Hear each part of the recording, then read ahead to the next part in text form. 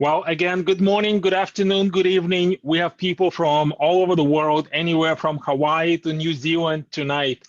So if you're joining us in the middle of the night or you're joining us early in the morning or in the afternoon, if you are here in North and South America, we really appreciate that you come here on time so that we can start on time. Thanks again for sharing a little bit more about you, just so that I know how I can serve you better. I'm going to end the poll right now. Just so that we can move forward. The time on my watch is just after 7. So let's get started. I'm very excited about you being here because you're about to learn some really interesting and amazing strategies you can use right away.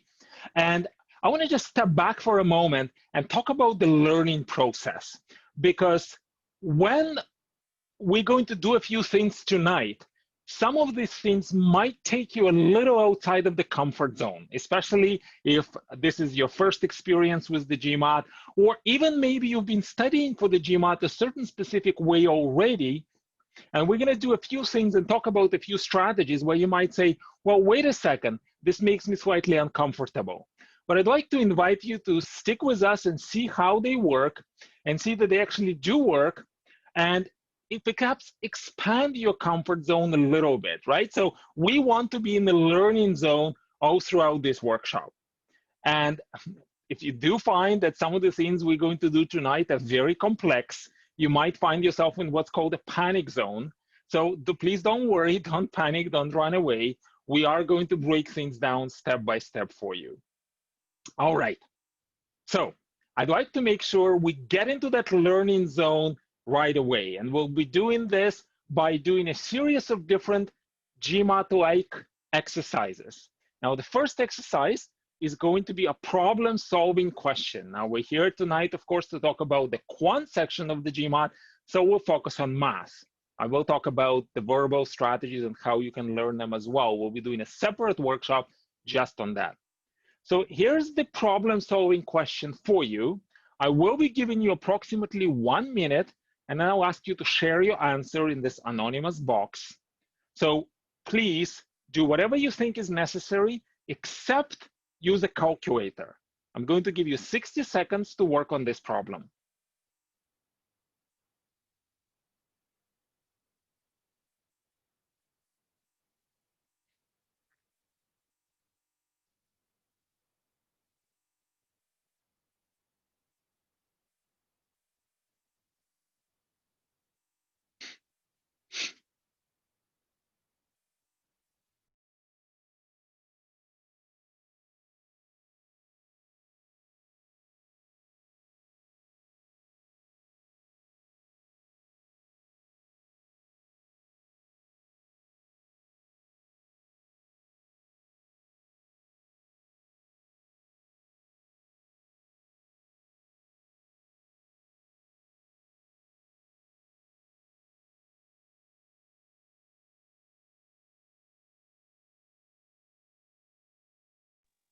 All right, you have about 15 seconds left, so if you haven't chosen the answer yet, please do so now.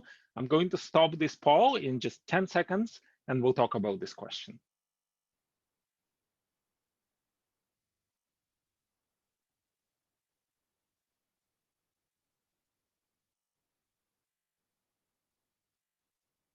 All right, well, let me share the answers with you. So according to our votes, D is the right answer, or it's certainly the most popular answer with 56% of votes. And then we have E, C, and so on. Now, let me reveal what the right answer is so that you can check your answer. The right answer here was D. Congratulations if you've gotten this question right. If you didn't, you are already in the learning zone. So that is amazing. That was exactly the purpose of this exercise. And now, how would you actually do this? Or maybe let me ask you a question. In order to do this question, what did I need to know here? Well, I think we needed to know a couple of things. First of all, what's an exponent? We're talking about 7 to the power of 3, and that is 7 times 7 times 7. Well, that's not a very large number. You could actually add this number or multiply this number if you'd like. 7 times 7 is 49.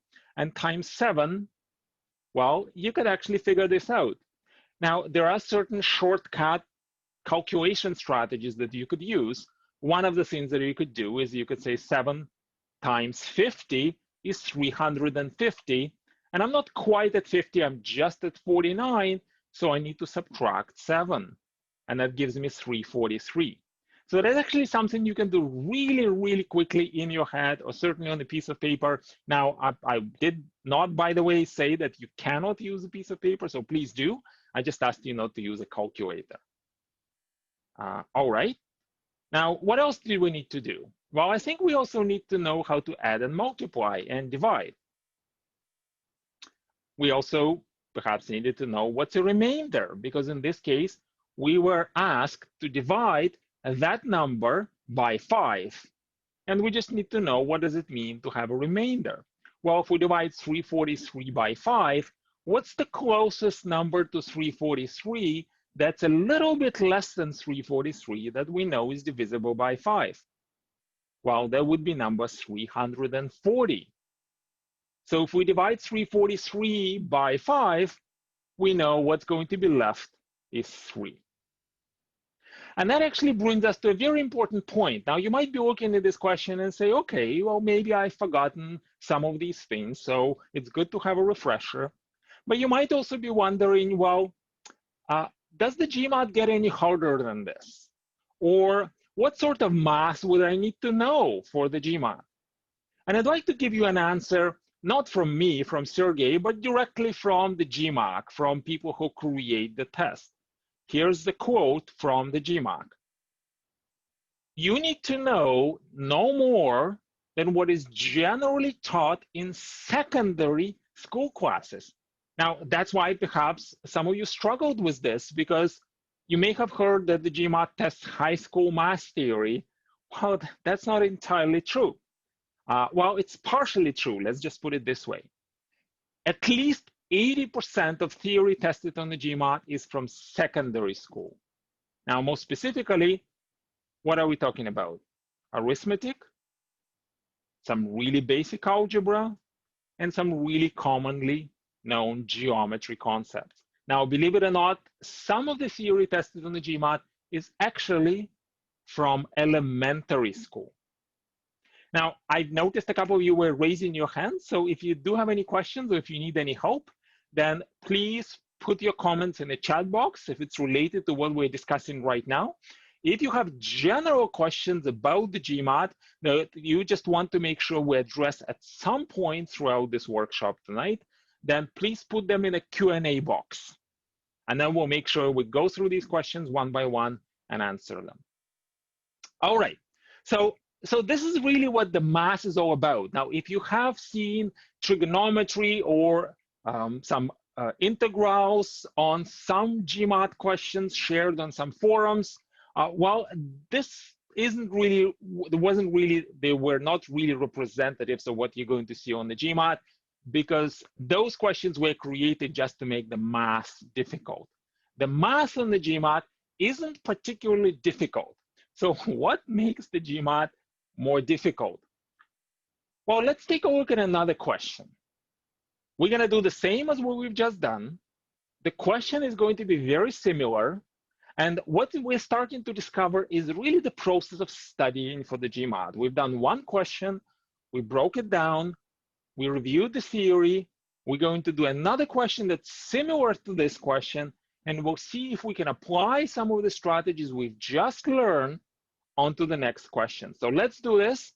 Here's the next question. I'm going to give you another 1 minute or so, and I'll ask you to choose an answer.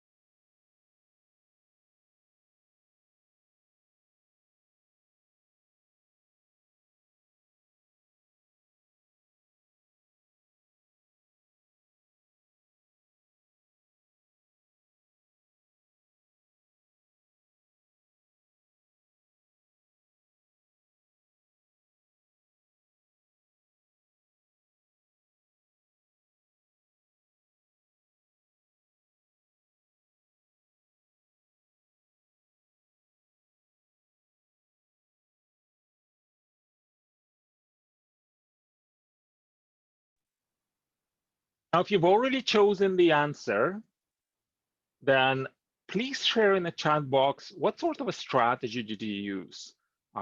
Why did you choose that answer? What kind of process did you go through? And we'll let everybody else finish this question. I'll give you another 30 seconds.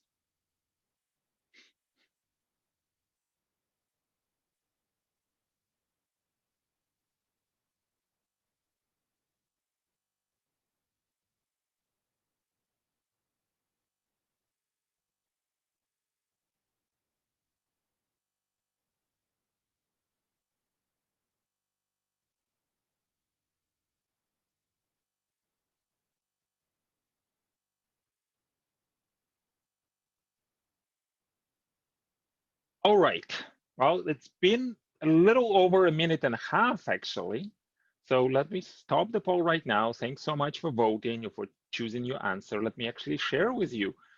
So again, according to the popular vote, the right answer here is D. The second most popular was actually C, but there was a really wide margin between D and C. So it seems like D, again, is overwhelmingly the right answer. Again, we'll take a look at the moment of why. If anybody would like to just throw things out in the chat box, why did you choose that answer? What was the reason? I would really appreciate it just so we can have a little bit of a feedback. Unfortunately, just because of the number of people here in this workshop, I can't hear you or see you just because of some technology limitations, unlike our regular class where this would normally be happening. So if you'd like to just share things, please share them in English. I know a person typed in Arabic. Unfortunately, I can't read Arabic, so really appreciate if you can share them in unfortunately one of the few languages that I can understand. Okay, all right, that sounds good. So some of you mentioned. All right, the last digit. All right, well, let's talk about different ways of doing this question. So perhaps you can relate to some of the things you were doing, and perhaps you can pick up some of the things as we go along. Now, yeah, some of you saying last digit is an odd number, so that seems like a more right answer. Perhaps we can use something that is similar to what we've done previously in a previous question. Well, we did calculate 7 to the power of 3. In this case, it was 343. We could technically calculate 7 to the power of 13. Now, I've asked you not to use a calculator, but here's an answer. Just in case you're curious, this is 7 to the power of 13. And if we do divide it by 5, then that's the answer you're going to get. So if we follow this process, we are going to discover that the remainder is actually 2. Right? 5 goes into 7 to the power of 13, 19 billion and whatever number of times, and then 2 is left. So this is perhaps how we've done things in high school. This is perhaps how we've done a previous question. But unfortunately, because we don't get a calculator on the quant section on the GMAT, that is not really the way that we could use possibly on the test. Because even if we were to try to use it, it's going to take us a very long time, possibly close to 8 minutes. Also, the chance of us making a mistake is going to be extremely high. So we're wasting time and we're reducing our chance of getting this question right. This is not a good strategy to use. So we need a better way.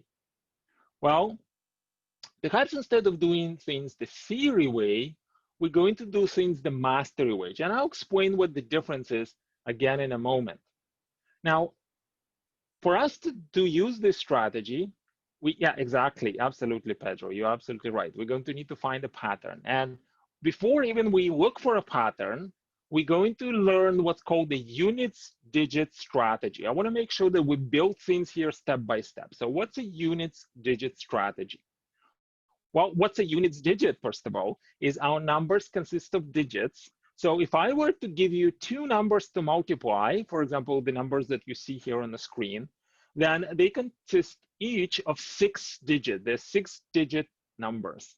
The digit at the very end tells us how many units there are in a number, and that's why we called it the units digit. By the way, the next digit is going to be the tens, tells us how many tens, and so on. Right? So the units digit is the digit at the end. So why is it so useful?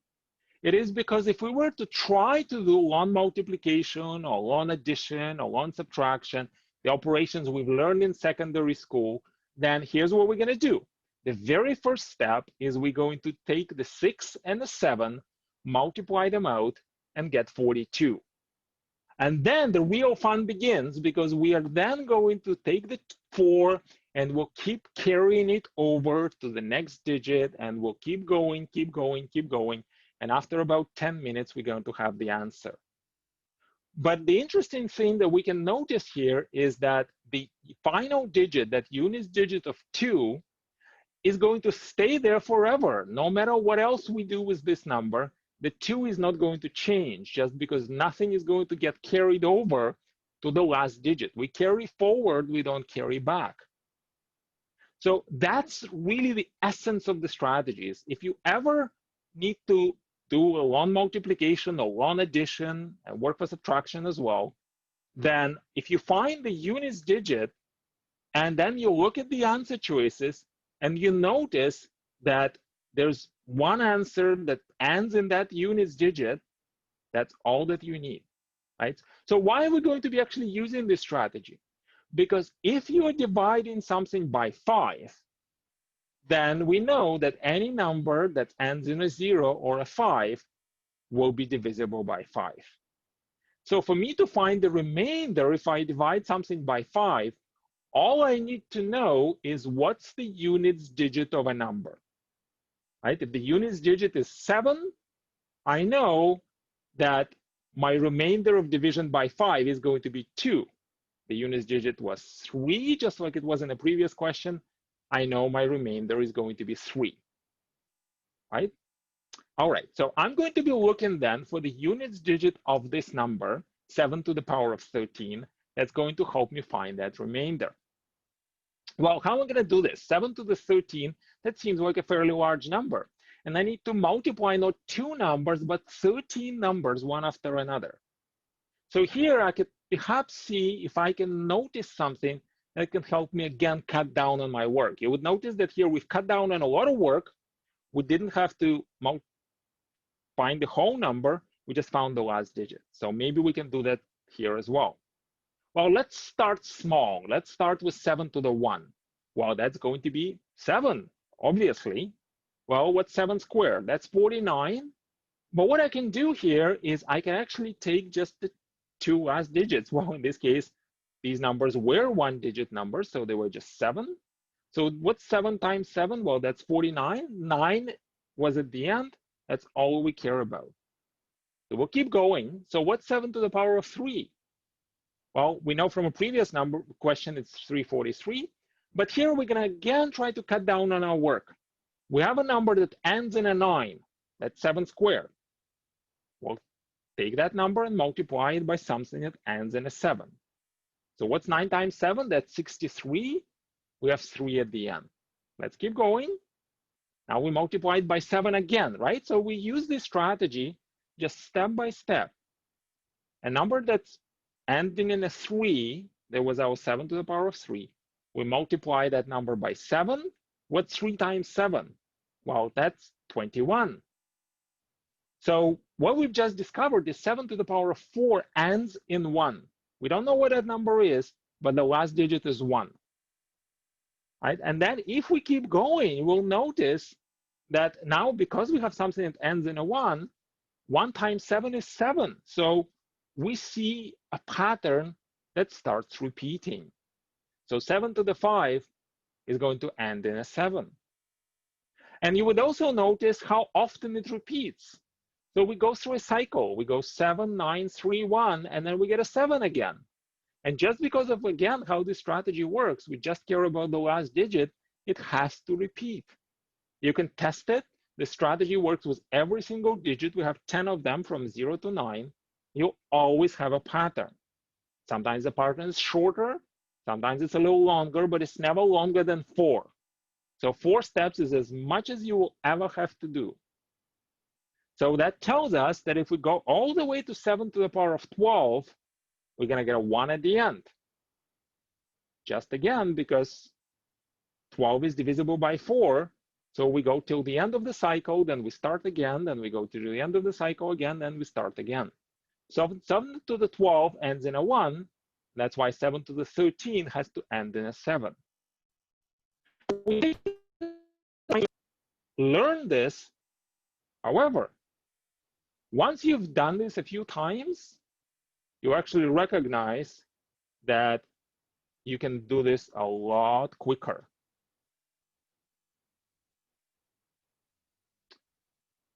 So what we found is that 7 to the 13, the last digit is 7. Therefore, if we divide that number by 5, we're going to get a remainder of 2. So that's how we could very quickly find the remainder. Now, I know it wasn't so quick now, but once you've done it a few times, you'll recognize it's going to be so much quicker because you actually learn these patterns. So the remainder is 2, and we can actually do this in just literally 2 minutes. So the answer was C. If you've gotten that answer, congratulations, 18% of us got this answer right. Right? So now we're getting into what the GMAT's really all about, and perhaps we're even getting into this question. What would separate somebody who gets a score of 500 from somebody who gets a score of 700? And that would be actually one thing. Let's go to the GMAT again and ask them. So here's what they're going to say. Rather than testing your knowledge of, well, I mean, you might be thinking there's a graduate management admission test, should be testing business. Some of the people are thinking that's a grammar and math test, so it should be testing grammar and math, but it doesn't test any of that. Now, you need to know some grammar and some math, but instead, the GMAT measures higher order reasoning skills. So skills are really what we need to develop here in doing these questions. Recognizing what would be a good strategy to use, making sure we understand what the question's asking, making sure we can notice patterns, making sure we learn strategies. All of these are skills. The knowledge is probably about 20% of the test. It's just the foundation. The actual success on the GMAT is going to be determined of whether you have the skills to do these questions quickly and accurately and don't fall into traps. Right, that will come with practice. I'm actually going to give you the exact recipe of how you can get there. All right. Now, there was a quick question. How far did we need to learn the cubes and the squares? Well, you certainly don't need to learn 7 cubes. Right? Ideally, you want to learn the powers of 2 up to about 10. The power of 3, you probably want to know up to 5. But all of the other powers, well, maybe 4 and 5, you want to learn up to a cube. Everything else is really going to rely on knowing these more advanced strategies, such as the units digit strategy, perhaps knowing how to, somebody said, I took 343 and I multiplied and I found the units digit there. So it's really going to rely on a lot of the shortcuts afterwards. Right? There's really too much to memorize. It's so much more about that skill. And in fact, I wanted to give you an analogy just to drive that point across.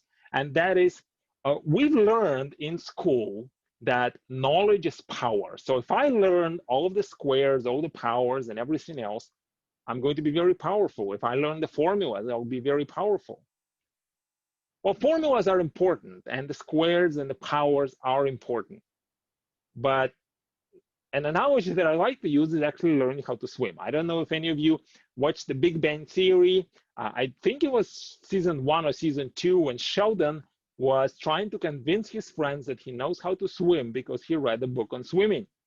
I don't know if you believe him, but I think we can all recognize by now that if you jump into a pool and start swimming, ideally with somebody who can show you how to swim and somebody who can give you a little bit of feedback, you probably are going to get so much better at swimming than just somebody who reads a book. Right? So that's really what the GMAT is going to be about as well. And like I mentioned, I am going to give you the exact recipe of how to do it. And that actually brings us again to an important point, is how long would it take to prepare for the GMAT? Would it be easy or would it be hard? Should I study hard? Should I study smart? I think a lot of the questions are probably going through your head right now. And I'd like to, and we'll address all of these questions, by the way, by the time we're done here today, but I'd like to perhaps ask you a question. I've done a lot of these seminars, believe it or not. I've done over 200 of these seminars, both live in person and online. And what I found is that if you really start connecting what we're talking about here today with some of the things that are really important for you in your life, then you're going to find that you're making some decisions that are actually going to move you in the direction of your score so much quicker. So that's why if you haven't done this exercise, I'd like to invite you just think for really just for maybe 10 seconds. Where do you want to take your career? And when it comes to taking that next step, applying to a graduate management program, what's the most important thing for you? Now, some people are saying, well, the most important thing is I want to make more money. Or some people are saying, I want to really have the career that I really want. Or some people are saying, I don't want to have a career that I have right now. I want to do something else, right? So what's really important for you? Why are you doing this? And then perhaps the next question could be, what about it is so important? Now, some people are saying, it's really important for me to have a career I really love because what is very important for me is I want to really make a difference.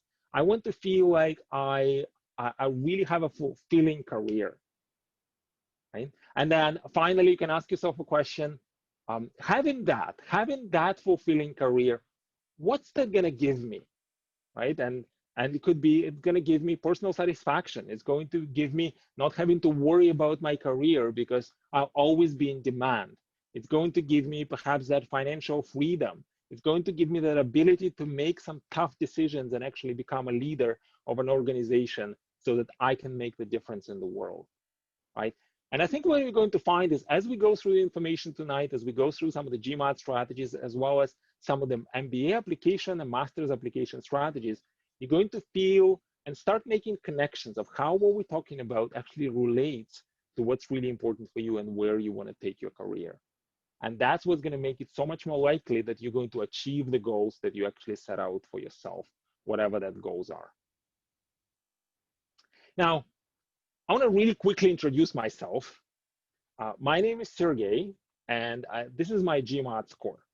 As you could see, I scored 750, and I studied for about 2 weeks for the GMAT. I really decided to apply to an MBA program late, didn't have a lot of time, so I had literally just 2 weeks to get my GMAT done. Now, I know you might be thinking this is impressive. Wasn't really saying this to impress you, but if you think that's impressive, thank you. Appreciate it. It impresses me. I think that's really, really cool. But one thing that I found is as I then did my MBA and had a career in the corporate world and then began working in education and teaching the GMAT, I found that I met a lot of people who are doing incredibly well in the GMAT. And I'll give you an example. For example, one of our students just recently came to us in April with a score of 380. And many people are going to be demotivated when they get this score. Just to give you an idea, that's at bottom 8%, right? So that's an 8 percentile score. So, I mean, you're thinking, oh my God, like I got this 380, can I ever do well in the GMAT? And that's a reason why many people actually deferred their practice test. They're just afraid and scared of taking a practice test because they don't know how it's gonna go and they don't wanna feel down. Well, we'll talk about that. It's actually important that you take a practice test just to have a little bit of clarity where you're starting from. So she started our class in April, and then it took her about 3 months. She was studying probably about 25 hours a week, and she ended up with a score of 700. And what she's learned is that there was a different way for her to think. There's a really different approach to the GMAT. There's a completely different way to approach the questions that perhaps requires a little bit of out-of-the-box thinking, getting outside of that comfort zone. And that's what I found as I started working with a lot of people, and I actually met a lot of people who did incredibly well in the GMAT. I started getting really, really curious. What actually makes people get these incredible scores? Like I've met people who got 760, 780 scores with minimal preparation.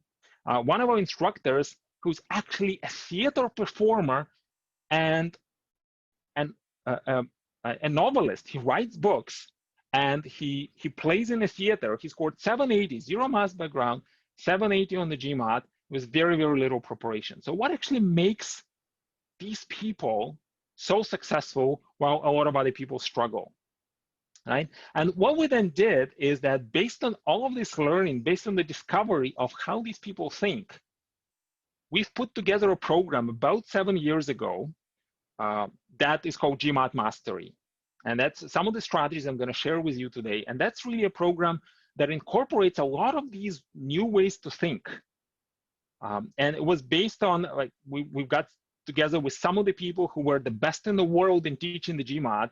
One of our instructors was named the best instructor in the world for, at that time, the biggest GMAT prep company in the world, based out of California. Another one of our instructors wrote some of the books for another very, very large company, wrote a lot of their books.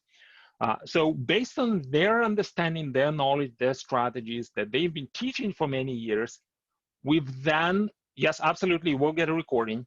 We've then put together a course, and then we've added all of these insights about what makes people really, really successful on the GMAT within a very short time.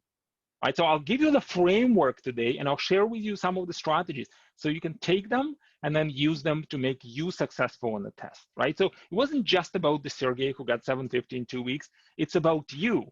How can you get that score? Well, maybe not in 2 weeks. Let's be gentle, but within a time that is going to work for you. Well, maybe even 2 weeks. So here's what we are talking about today. We start with a question to challenge you. We talked about that one thing that separates the 500 and the 700 scores, and that I think you already know by now, that's the word skills. It's a skills versus knowledge. Skills take time to develop. It requires a little bit of different way to think. We'll talk about some more quant strategies. We'll get into doing more questions now. I wanted to give you this foundation about the GMAT. Now we'll get into doing more questions so you can take away some practical strategies. I'll also share with you on the day of the test, the day of reckoning, the time when you're ready, what are the things that you must have? And actually there's two things, and we'll talk about that. If you have these two things on the day of the test, you can get any score you want. And if you're missing at least one of these things, the test is not going to go well. And we'll talk about the step-by-step plan to actually get to 700 plus scores. So how do you develop these skills? There's actually a process. I'm going to give you the exact process, and I'll use another analogy just so that you could see this. Not something I just came up with. This is a process that we've used many times in our life. We perhaps haven't quite learned yet how to apply it to the GMAT. We'll talk about some of the awesome resources. I know that you are now studying at home. Some of you may find it a little hard to stay motivated. So I'll give you the resources that will keep you motivated and will keep you perhaps even a little excited about studying for the GMAT. And we'll have some time for Q&A as well. So again, if you have any questions, just please throw them in to the Q&A box. And if the question is immediate that you would like to get addressed right now, put them in the chat box. And we'll talk about some really amazing bonuses and some extra events that I'm going to invite you as well, that are going to be very, very useful to what you're doing right now. All right. Now, I know some of you mentioned that you're just getting your feet wet with the GMAT. So let's talk about what is it that you're getting yourself into. Well, the GMAT exam is a 4-hour long exam. It's run under very strict conditions. And right now, in certain countries in the world, you can take it at a test center. And everywhere in the world, except for actually 3 or 4 countries, you can take it online. Right? You can take it online pretty much regardless of where you are. The only places where you cannot take it online are some of the countries that unfortunately the US has sanctions on, also China, because of some of the government regulations, and Slovenia in Europe. If you are in Slovenia, you cannot take this exam online. You have to go to a test center, again, because of the certain rules that are applicable in that specific country. So here's the format of the test. If you take it at a test center, if you take this test online, you are not going to do the essay, but the other 3 sections are going to be there. The biggest sections on the GMAT are the quantitative and the verbal sections. They take approximately an hour each, and you have about 2 minutes for a question. Now, what kinds of questions you are actually going to see? Well, on the quantitative reasoning section, you're going to see problem solving and data sufficiency question. The questions we've just done were problem solving. And the data sufficiency questions are going to be a little bit different. If you've never studied for the GMAT, you've probably never seen them, but we'll talk about them today. And then on the verbal reasoning section, you're going to see 3 question types: sentence correction, critical reasoning, and reading comprehension. We are going to do a class on verbal reasoning in 2 weeks on September 16th, on Wednesday, exactly at the same time. If you haven't registered yet, please do. But today, we'll just focus on the quant section. Now, the quant and the verbal section both contribute towards your total score. And what's interesting is that they contribute equally. So on a weighted scale, you need to do well in quant and well in verbal to do really well on the GMAT overall. The integrated reasoning and the essay do not contribute towards your total score. They still have their own scores. The schools are going to still see the scores. And if you do take your test at a test center, or even read your essay, right now, if the online exam does not include the essay, that means that the schools are not going to be using your GMAT essay to evaluate your writing skills. It is really primarily used to evaluate your writing skills and your communication skills. So what this means is the school is going to be using other parts of the application to evaluate your communication skills. Most of the schools are now starting to use video essays and timed responses. So that's going to give them a sample of how well you can write. And of course, there's going to be your application essays as well. So they will find a way to evaluate your communication skills. Usually the essay is not used as the main selection criteria. It's more like pass and fail. Do you have good communication skills or you don't? So don't worry about the essay too much. All right. Well, so if we're here to talk about the quant section, perhaps an important question would be, is the math section hard? Well, I don't know. Perhaps I would like to ask you, is that section really hard? And I'm going to just want you a really quick poll and give you maybe 20 seconds. And I'll read some of your answers so that you could see what some of the other people say when they think whether the math on the GMAT is actually hard.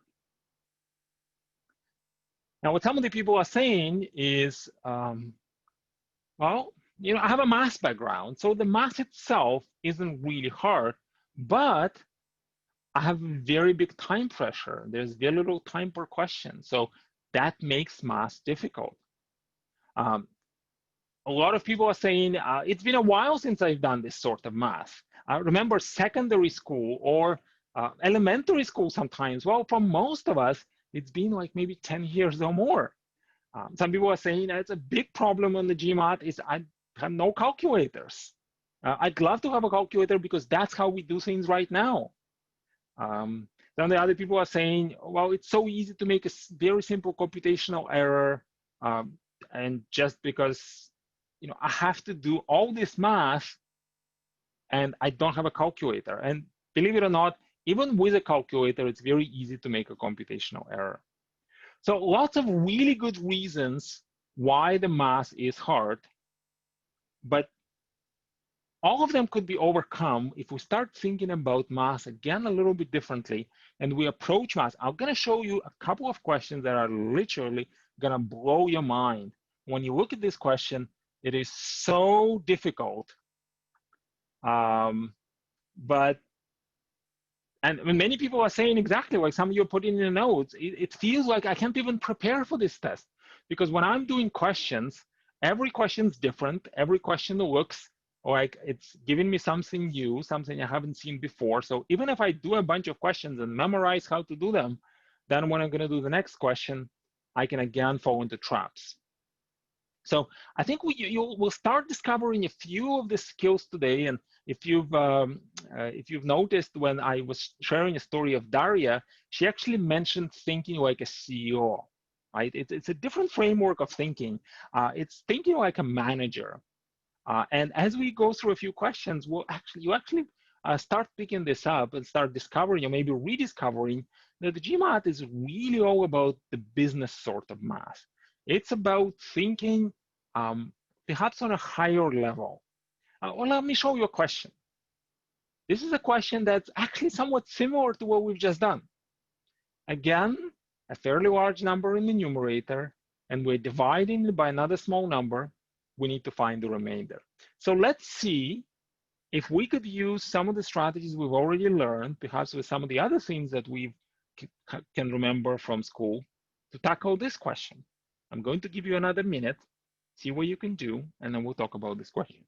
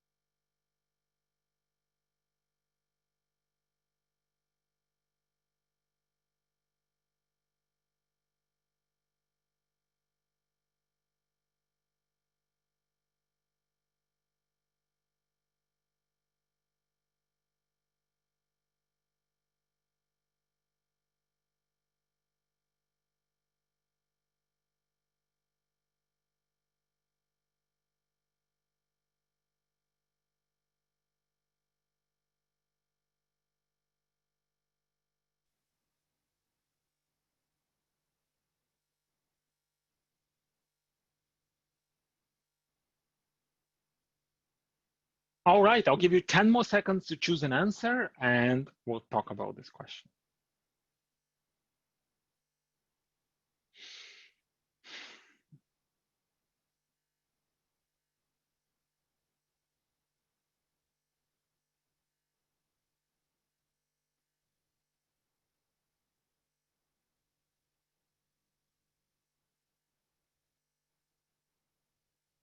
All right, well, let me share with you what we voted.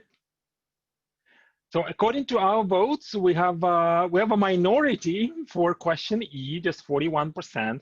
C is the close second, 28%, and then we have votes for every other candidate here on the list. So how can we approach this question? Now, what we've done with the earlier question is we found that last digit. Because the question looks exactly the same, then I think it would be tempting to do that as well. So 10 to the 50 minus 1, if you think of that number, that's probably a fairly large number. And if we subtract 1 from that number, so it's 1 with a lot of zeros, we're going to get a 9 at the end. I guess the question, where do we go from here? Now, we know it ends in a 9, but we need to divide it by 11. So a number that ends in a 9, well, if we try to divide it by 11, it could be different scenarios, really. So I think it's a little hard to see where exactly we go from here. I think we could probably figure out that the answer would be odd. So I think that might be a good start, maybe. But perhaps we need to step back and learn a little bit more, because the way the questions look like, even though they look the same, they could be testing different things, and really picking these things out and paying attention and noticing that in the past we used to divide by 5, so we just needed to find the final digit. But now that we're dividing this by 11, perhaps that strategy wouldn't be super useful. Maybe it would be. Let's see. Let's see what we can do. But before that, I would like to ask you, do you know by any chance how to figure out if the number is divisible by 11. Well, if I give you a number, let's say 33, then you know it's divisible by 11. You don't have to divide it. You know it is, because we've learned that a two-digit number with the same digit will be divisible by 11. 132, I think you've learned some shortcuts as well, is you add the 1 and the 2, and it's equal to the 3. So that's also divisible by 11. Well, what if I gave you a number that's a little bigger, such as this number? How can we really quickly understand if that number is divisible by 11? And that's a 5-digit number. Well, that number 10 to the 50, that has a lot of digits. So here's what we can do. Instead of dividing by 11, we're going to use this strategy. And by the way, this strategy is going to be in your cheat sheet. Because we know that you came here today, we are going to send you a free cheat sheet that you can download, you can print it out, you can share it with your friends as well. And this is the cheat sheet that you could refer to, well, unfortunately not on the day of the test, but as you're preparing. And it's going to have this strategy as well, division by 11. So how are we going to do this? We'll start with the units digit, which is going to be 9 in this case. And then we will add the digits, but we'll skip every other digit as we go along. So we'll add the 9, the 8, and the 2, and we'll skip the 1 and the 7. Right? So we're just alternating the digits. So what's 2 plus 8 plus 9? That's 19. So now we have 1 and a 7. We have to add them up as well. So what's 1 plus 7? That's 8. So now what we need to do is subtract one from the other. What's 19 minus 8? That's going to give us 11. So this is a process that you can use to test if the number is divisible by 11.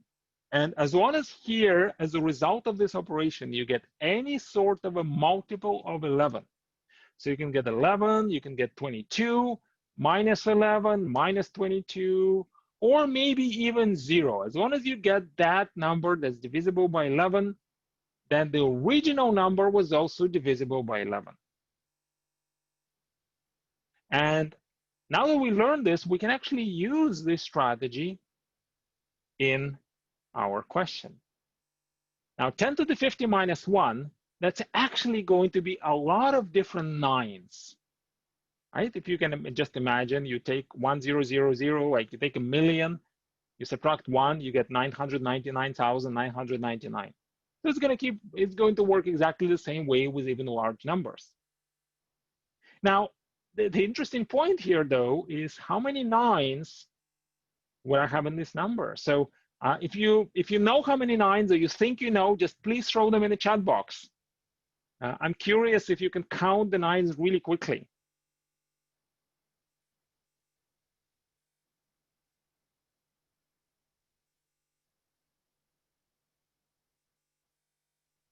All right. Yes, thanks. Okay, perfect. Well, thanks for sharing. Yeah, please type them. What do you think? Now, most of you are saying 49. Some of you are saying 50. So I think it's an interesting question of what is it? Is it 50 or is it 49? I think that's going to be important here in this question. And you want to know what the answer is? It's actually 50. So why is it 50? Well, we obviously can't write this number out. It's going to be too big. But what we could do is perhaps we could take a smaller number and test things out. Like, let's take 10 to the 2 minus 1. Well, that's 99. Well, 10 to the 2, we have 2 9s. You take 10 to the 3 minus 1. Well, that's 999. Now we get 3 9s. Notice a pattern? So 10 to the 50 minus 1 should have 59s, right? So I certainly wasn't expecting you to know this, but it's something that you could do if you start noticing patterns. By the way, recognizing patterns is one of the big skills that we call Think Like a CEO, one of the big 5 skills. Right? So recognizing patterns is very important. All right, so we have 59s here. If we throw them in, and we start using the strategy that we've just learned, we'll discover that the 25 of the red nines and 25 of the blue nines. So if we subtract all of the blue ones from all of the red ones, or the other way around, we're going to get a 0. And that means that this number is actually divisible by 11. So the remainder is 0, and the answer has to be E. And we can actually do this in 2 minutes if we know the divisibility rules. So again, what you would notice, yes, knowing some things is important. Knowing divisibility rules are important. But looking for patterns is more of a skill than knowledge, because the GMAT on a test can give you any number. They can give you 10 to the 487. And you obviously can't go all the way to that number, but again, you can look for patterns, right? So it's a very important skill. Make sure that you develop it as you're preparing for the test. And I'll actually share with you how. Now, is there any other way of doing this question? Now, you could use this strategy, but there's an even quicker way of doing this question. Or perhaps if you've forgotten this strategy, you can just rely on your skills. So notice how here we relied on both the theory and the skills. Well, very often, especially on some difficult questions, you could rely almost purely on your skills if you've developed them to a large degree. So let me show you what would be like to do this question just using the skills. So here's what we can do. We can look at this number and say 10 to the 50 minus 1 is a very big number. We probably can't actually calculate this number. So maybe I'll take a smaller number. I'm just going to be relying on my pattern recognition. So let's take a small number. 10 to the 1 minus 1, that's 9. If I divide 9 by 11, what's the remainder? 9 by 11, can anybody figure out what's the remainder if you divide 9 by 11?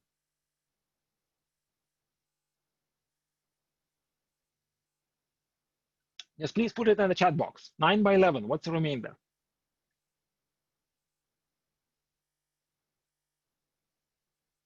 All right, yeah, so some of you are saying 9, some of you are saying 11, some of you are giving me a decimal. Well, it's actually going to be 9 because 11 goes into 9 0 times, and what's left is 9. So the remainder here is going to be 9. Well, all right. Maybe I'm going to try some other number. So how about 10 to the 2 minus 1? Well, that is going to give me 99. If I divide 99 by 11, I'm going to get 9, which is 11 goes into 99 9 times, and the remainder is going to be 0. So I get the remainder 9, I'll get a remainder 0. If I keep going, if I take 10 to the 3 minus 1, I would notice again I'm going to get a remainder 9. And if I go 10 to the 4 minus 1, I'm going to get a remainder 0. So even without really knowing the divisibility rules, I can notice a pattern here. And the interesting pattern is that my remainder is going to be either 9 or 0. There are no other options. And it doesn't look like there'll be any other options because I just keep going and I'm going to always get a 9 or a 0. Is 9 in the answer choices? No. So the answer has to be a 0. And we can actually do this purely relying on our pattern recognition. All right, well, I hope you enjoyed this question. If you have any questions, please throw them in the chat box. But I would like to give you another question. And I feel like it's time for us to look at the data sufficiency question. Now, if you've never seen the data sufficiency question before, don't worry, you're gonna see one now. Here is how the question is going to look like. By the way, I'm going to explain very quickly how the question is going to work. So please don't start reading it yet. I will give you time to do so. So you have a question and you have two statements. You would notice that inside the question, there's some information that's already given to you. And then there's an actual question. And you have two statements. And if you look at the answer choices, you would notice that the answer choices don't actually contain numbers. They do not contain the actual answers. What they do ask is, what information would you need in order to answer the question? Would you need information from statement 1, or would you need information from statement 2, or would you need them both? That's really the question. You're trying to do a problem. It's kind of like, think about doing a project at work. You're not actually quite ready to finish the project. All you're doing is trying to figure out what resources do I need to do that project. So that's exactly what we're going to do right now. Figure out what resources or what statements do I need in order to answer this question. I'm going to give you 1 minute to think about this question. I'll launch a poll again, and then we'll talk about that question.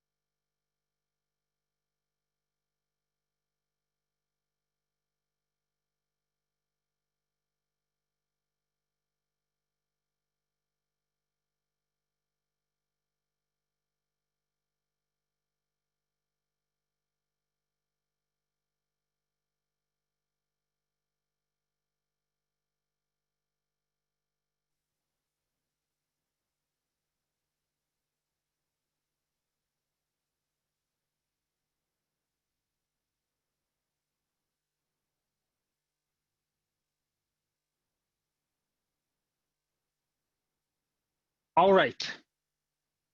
It's been 2 minutes. I know this question was a little long, so it was a little hard to read that question.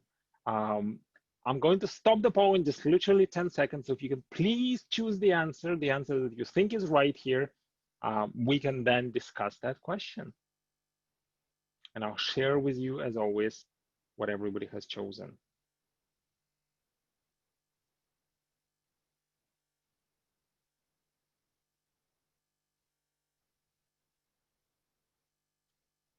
Okay, all right. How did you find this question? First of all, just maybe throw things in the chat box. How many times did you actually read this question before you started understanding what the question's asking? Yeah, exactly. Thanks for being honest. 2, 3 times. Some of you are saying 4 times. This question was a little confusing. So let's look at how we can do this question. And first of all, let me share the results with you. Is according to the popular vote, C was the most popular answer. Then the second most popular answer was A. And then we get A and E, and then we get B, and very few people for D. So it looks like half of us voted for C. Well, we'll figure this out in a moment if that's the right answer. Now, let me show you how the official guide, this is a question from the official guide. Here's how the official guide explains this question. I don't know about you, I get lost sometimes when I read the official guide, and I teach the GMAT for a living. So I think some of this theory is a little more detailed, a little more mechanical. Perhaps we need to step back and try to understand more from a business perspective, thinking like a CEO, what's going on here? So let's think more conceptually. Here's what's going on here. We have a store. So if somebody walks into a store and buys one shirt, a store will make a profit. But if that person is going to buy two shirts, then the store is going to make exactly the same profit, right? So how is that possible? We buy two shirts, we make the same profit as we buy one shirt. And what we also know is that we pay the regular price for the first shirt and we pay a discounted price for the second shirt. Well, what this means that if somebody were to buy a second shirt, the store is going to make no profit because the profit's the same, right? So essentially, the profit is selling that shirt at cost. So that discounted price of the second shirt that the store is selling it for, this is actually how much it costs the store to buy that shirt from the store suppliers because they make zero profit. Oh, and by the way, what's the question asking? Well, it's asking us, what's the discounted price? Well, the discounted price is actually going to be the cost. Now we have two statements. So the statement one gives us enough information. Just because we know that the regular price is $16, do we know anything about the discounted price or the cost? Not really. But statement two gives us exactly what we want. It gives us the cost to the store, and that's exactly the discounted price because, again, they make zero profit. So the answer is B. Only statement two is sufficient. We can literally do this in 1 minute if we put on our store manager hat. Right? You can imagine you graduate from a business school and become a manager of that clothing store. Maybe that's a very successful store. That is how you're going to approach this business problem. Now, I know the math here was extremely easy. Perhaps the thinking was a little more a little harder to understand. And I wanted to give you a quote from Einstein. And that is, he once said, if you had an hour to solve a problem that his whole life would depend on it, you'd spend 55 minutes thinking about the right question to ask, and then 5 minutes to think about the answer. And that's really where the skill is coming from, right? So Nina was saying, but the question doesn't specify if the discounted and the regular price are the same or different. Well, so the question does tell us that it's two shirts and it's a regular price for the first and a discounted for the second. And because the profit is the same, then we know that the second shirt is sold at a cost. That's all that we need to know. Right? So there's some profit. Well, I don't know, maybe it's a zero profit, but it's actually not possible because the statements can't really contradict each other. So that's a bigger discussion. But I think we were actually here quite clear that we just need the discounted price. So we actually don't care about the regular price. Now, using this way of thinking and this approach requires something really important. And that something really important is confidence. So confidence is actually one of these two things that is absolutely really important to have on the day of the test. Now, someone can learn all the best strategies in the world, do all the practice, but if this person doesn't have confidence on the test day, the exam is not going to go well, guaranteed. So it's really, really important. So how do you develop confidence? Well, confidence comes from learning the strategies, from practicing, but it also comes from following a process that you know is going to get you there. I'm going to give you an example of one of our students who started studying with us also actually at the same time as Daria in April. And around the same time, which is really interesting, it doesn't often happen that she was taking her test almost on the same day as Daria, and she also got exactly the same score, although at a different test center. And what's interesting about Darini, oh, even though their names are almost the same, wow. So what's interesting about Darini is that she was really worried about her having confidence on a test day. So for her to even think about the GMAT, as it was just such a big and overwhelming thing, it was really difficult for her to wrap her head around about how she can actually do this, because every time she would be thinking about this big goal, she would just have all this anxiety and all this pressure coming in. And what she's found is that if she can follow a process step by step, just every week she has to do certain specific things. And in fact, for her, it was every day.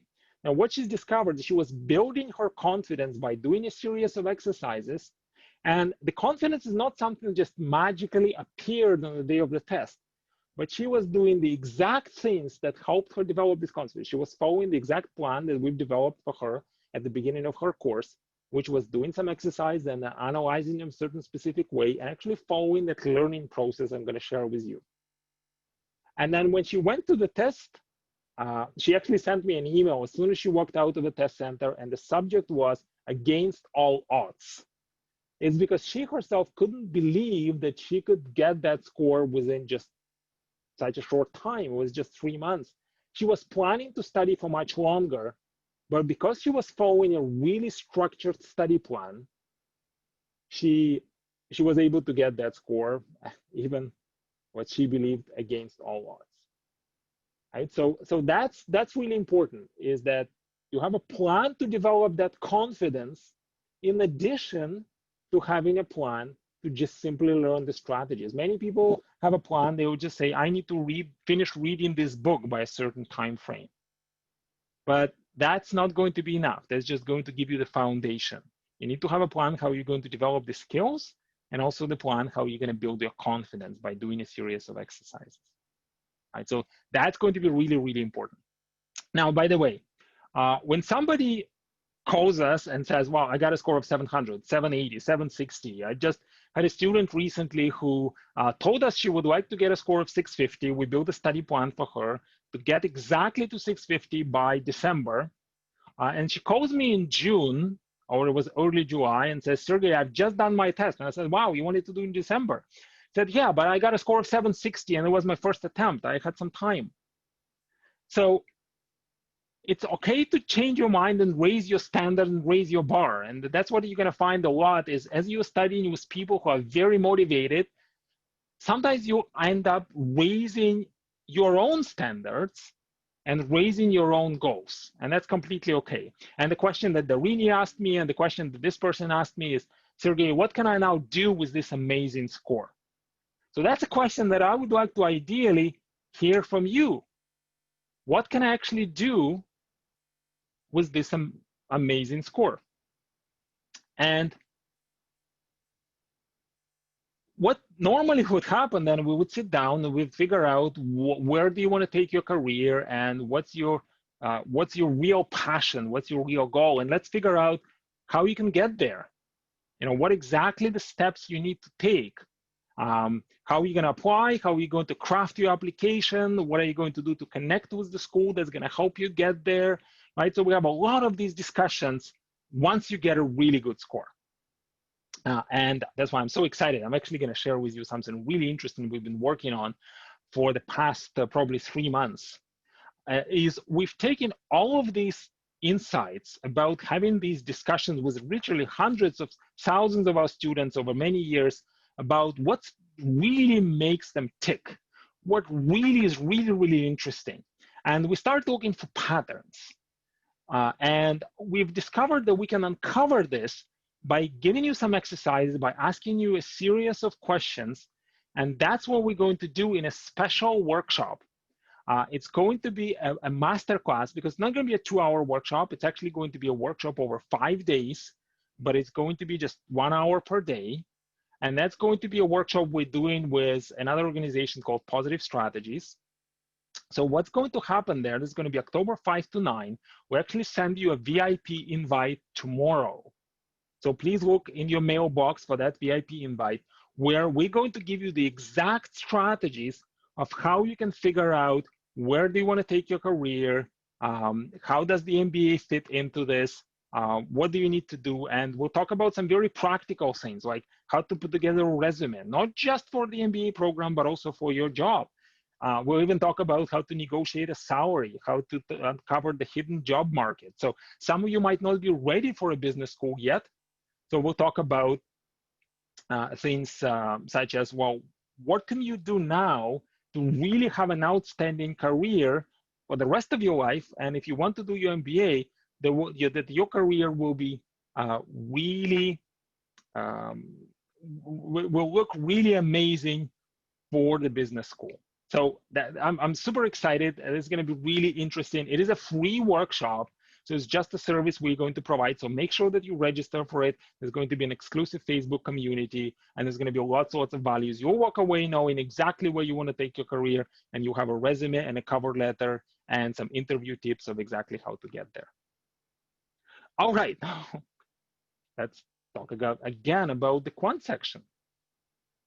And this is gonna bring me to a point of how to actually study. What kinds of resources can I use? Now, I know many of you are searching around, you're looking at different sort of resources, and many of you perhaps are looking at different forums and different discussions, forums and blogs, and chat boxes and other things, the GMAT Club, the GMAT, and so on. So I pulled up, this is a question from one of these, I believe it's from GMAT Club. So I wanted to give you this question. I'll give you about a minute, and we'll talk about how to do this question. I'll actually share with you how the question was suggested you do that on this forum, and what are some of the other things that you can do to do this question. I'll give you about a minute to think about this question.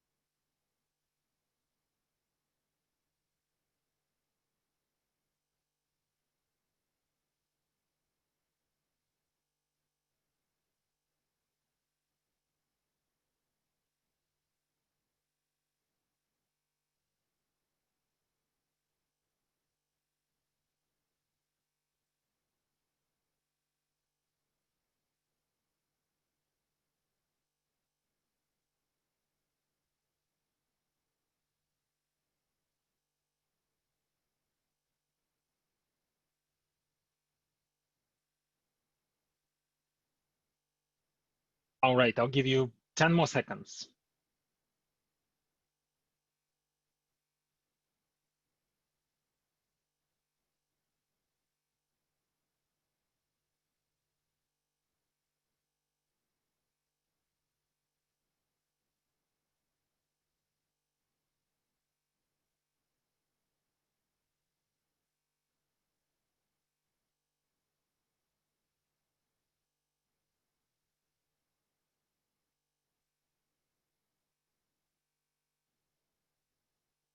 All right, well, again, we have a democracy. So by the majority vote, the answer is D, and then the second most popular answer is C.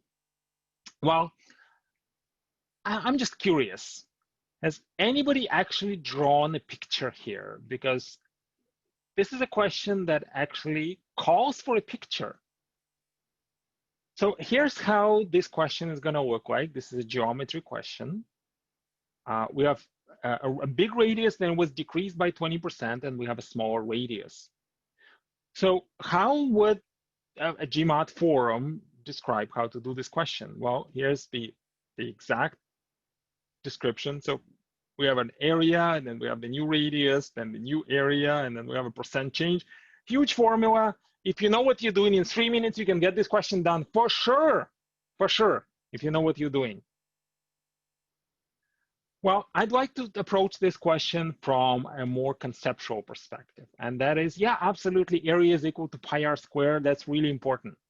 But we weren't given a radius. It would be really nice to know what the original radius was. So, you know, my friend from Positive Strategies, who's going to be doing this career masterclass with us, has a saying that he says quite a lot. If you don't know, just pretend that you know. His name is Rory Sheehan.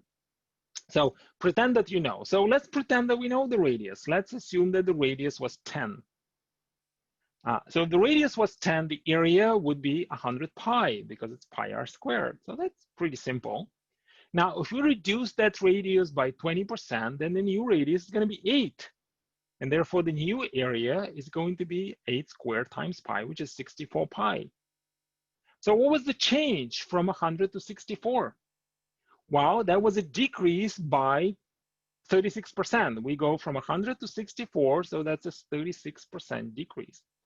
And that's what we can see in the answer choice is an answer choice C. So we can literally do this in 30 seconds with very little math. We didn't really use any formulas. We just chose a number for a radius that makes it so easy for us. This is more like a back of a napkin calculation. And again, it's more of a skill. That's how you would approach a business problem. Imagine you're a CEO in a boardroom. Would you really pull out a spreadsheet? Probably not. I think you're going to probably just pull out a piece of paper and just jot a couple of things down. Probably wouldn't even need a calculator. So if you do really feel like you absolutely must have a calculator, then please rest assured and calm down, maybe even that you don't. You could do any of these problems without the calculator. And going back to using the forums and everything else, they are great. There's a lot of discussions. There are hundreds of thousands of people studying every year for the GMAT. So there's a lot of information. Sometimes it's good information, sometimes it's bad. Sometimes we would look at a question in our class. I know there's one of our instructors has one of his favorite questions, and he specifically went on one of these forums and scrolled. I think he said there were like 70 pages of comments. He read every single comment. Not one of these comments mentioned the strategy that we've used in class. And that strategy was so quick that literally with almost zero math, somebody who doesn't have a math background can do that question by just using some of these more conceptual ways to think, and some of these, you know, we can hold them hacks, maybe like picking a number here, right? So can you actually do really well on a test by using fewer resources instead of using a lot of resources and a lot of forums? Yeah, absolutely. I want to give you just a very quick example. So here's one of our clients who took a course with us early in the spring as well, studied for about 4 months. But what was interesting, and I know some of you might be in a similar boat, is that he works for a management consulting firm. So he is really busy, right? He works 12 hours per day, 5 days a week, sometimes on weekends. So crazy, crazy schedule. So when he came to us, he said, I need a really good structure for the GMAT, and I don't really have time to look for all of these resources. I know some of these resources are free, but it takes me so much time to figure out what's good in these resources. By the time I'm done with them, I've spent so much more time than I would just invest in a program that will teach me these strategies right away. So he got a score of 740 in just 4 months.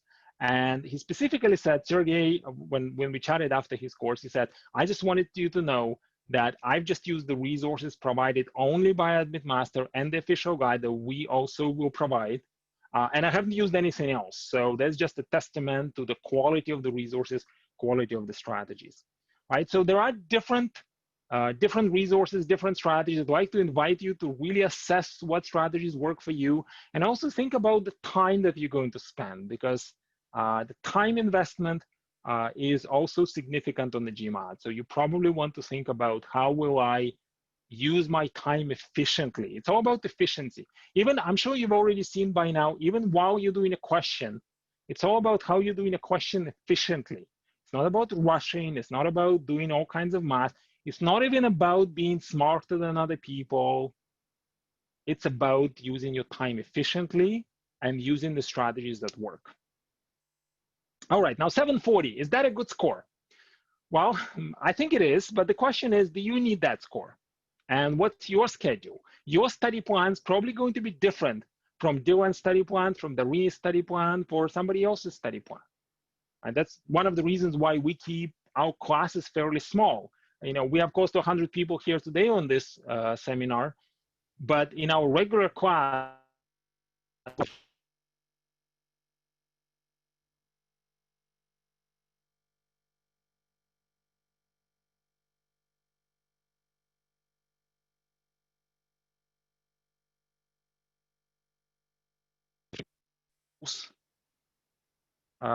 so if you don't know what score you need, then I would suggest that you actually start connecting with the schools and discover what's the rest of your application will look like. And we have JD Clark now from the Ivy School of Business, who's going to join us in just a few minutes to share some awesome application strategies.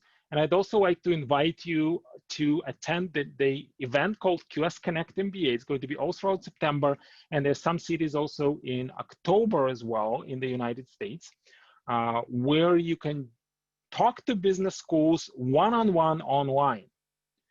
You could sign up for this event for free. I'm actually going to give you a link today at the end of our workshop, so that you can go and schedule your meetings and connect with the schools and talk to the schools and really just start figuring out how does your profile fit into this overall story. What's a good fit for you? What GMAT score you would need?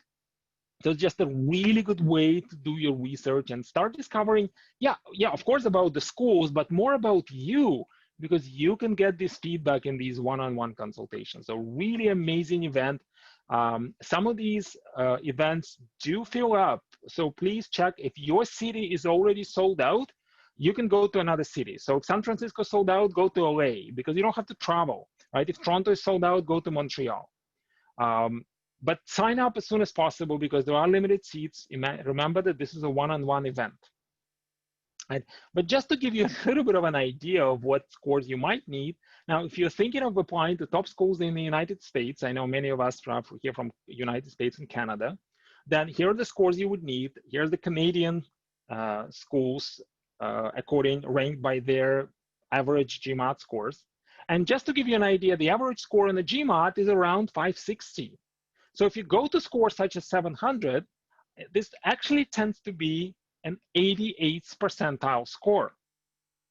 Right? And just to make sure we all really understand what does it mean, 88th percentile score, some of the people are saying, what's the success rate on the GMAT? What score can I get?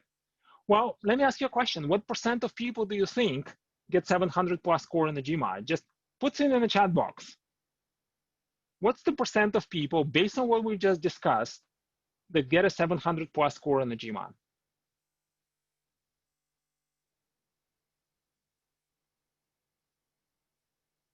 What do you think? Okay, yeah, some of you are saying 20%, some of you are saying 12%, 5%, 15%. All right, well, so we can agree to disagree, and here's my answer, 0.3%. So why is it 0.3%? It's because I didn't really mention what percent of what people. You know, so I'd like to use as a benchmark everybody who's thinking of doing an MBA. So everybody who would go to an MBA.com, there's about 7 million people a year who would do that, who would start figuring out what's the next step in their career. And then about 2 million of these people will register, 200,000 people will take the test, and 2,400 people will actually get a score of 700. So that's why it's 0.3%. It's so low because a lot of the people, if you can notice, out of 7 million people who think of doing the MBA, only 200,000 people will actually do the test every year. And even 2 million people who actually register and begin studying, only 10% of them will do the test. So that's really staggering statistics. I was shocked when I saw it for the first time. It was again from the GMAT. And the reason why this is happening is because we were not taught how to study for the GMAT. Some of you mentioned at the beginning of this workshop that, well, I don't know where to start, or I don't even know if it's possible for me to do well on the GMAT, because we've learned that in order to do well on a test, all I need to do is hit the books and review the information. Right, so many of us just go to a bookstore, we pick up some books and maybe some more books and maybe ask our friends, and we end up with so many books that it's easy to feel overwhelmed. Because in school, we've learned that knowledge is power. And we've already discovered that it's not anymore. In fact, I mean, if I want to know something, not on a test day, all I need to do is Google it. But if I don't have the skills to use this information, then this information is going to be useless. So I'd like to use another analogy of learning how to drive a car, because that's a skill, right? Most of us learn this skill. So hopefully we can relate to this analogy, and that's how we're going to master the skill of the GMAT. So what was the first step to mastering this skill? That was learn the rules. We do need to know some theory. That's very important. It's absolutely important to know what's an exponent, how to add the numbers, what's the area of a circle. Now that's the theory, that's the foundation. Believe it or not, many people who study for the GMAT are going to stop at the theory. But that's just the first step. In fact, if you come to our class, you won't even come to our first class until you learn the theory. We will give you some exercises to do. So we'll be doing these exercises every week before you join the class, so that you could come back to the class prepared, knowing the theory. And we'll give you exercises, so it's actually a little more fun than just reading a book. That is included as a part of our course, by the way. You don't have to pay extra. I know at many companies, there's an extra charge for that. So the next thing is you got into a car with somebody, maybe with your parents or with your older brother or sister, or maybe with an instructor. So what did this instructor do? The most important thing is the instructor showed you how to drive a car before you made any big mistakes, because there's a pretty high cost of making a mistake when you're driving a car, right? So the instructor was scared, and that's why he or she taught you these strategies up front, and then you repeated them, you had a very good structure, and then you got some feedback. So that was also very important, because everybody makes mistakes at first. So when you're structuring your studies, make sure that the theory comes first, but then you learn the strategies before you take the next step. And make sure you have this feedback loop so somebody can give you feedback of what you're doing right or wrong. And then finally, you got to practice. And here's an important thing about practice. Many people say practice makes perfect, right? You may have heard this, practice makes perfect. Well, here's something interesting about making perfect. It makes it perfect only if you practice in perfect skills. I like to use a different phrase, practice makes permanent. The more you practice something, the more ingrained it's going to be. Essentially, you may have heard the word habit. Practice makes a habit. And habit is something that is going to play a huge role on the day of your test. In fact, you remember we said that two things that you need on the day of the test. You need confidence. What was the second thing? Good habits. Because we could have good habits and we could have bad habits. We could have good habits of how you read, how we approach questions, and we could have bad habits, how we do this. If you've already been studying for a while, there's a chance that you may have developed some bad habits. You can probably admit this. I'm not going to be the one telling this to you, but one of the things that we uncover, because our classes are small and because everybody in a class gets 3 hours of private tutoring in addition to the class for free, then we discovered that many people would have these bad habits, and we really work on breaking them and replacing them with some good habits so they can continue practicing. And why is habits really important? Because when we stressed out, we go back to our habits, and the test is a stressful experience. So that's why we want to make sure we have these good habits so we can rely on when we go for the real test. Wow.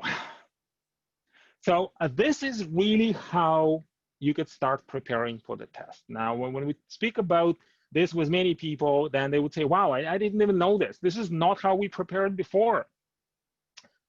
Yes, but that's why the GMAT is different. You'd notice that this is an exam of a skill. We need these higher order reasoning skills, so we do need to start preparing differently. So again, what do we need? We need a good structure. We need to learn the strategies up front after we've learned the basic theory, and then we need to continue practicing until we develop some really good habits.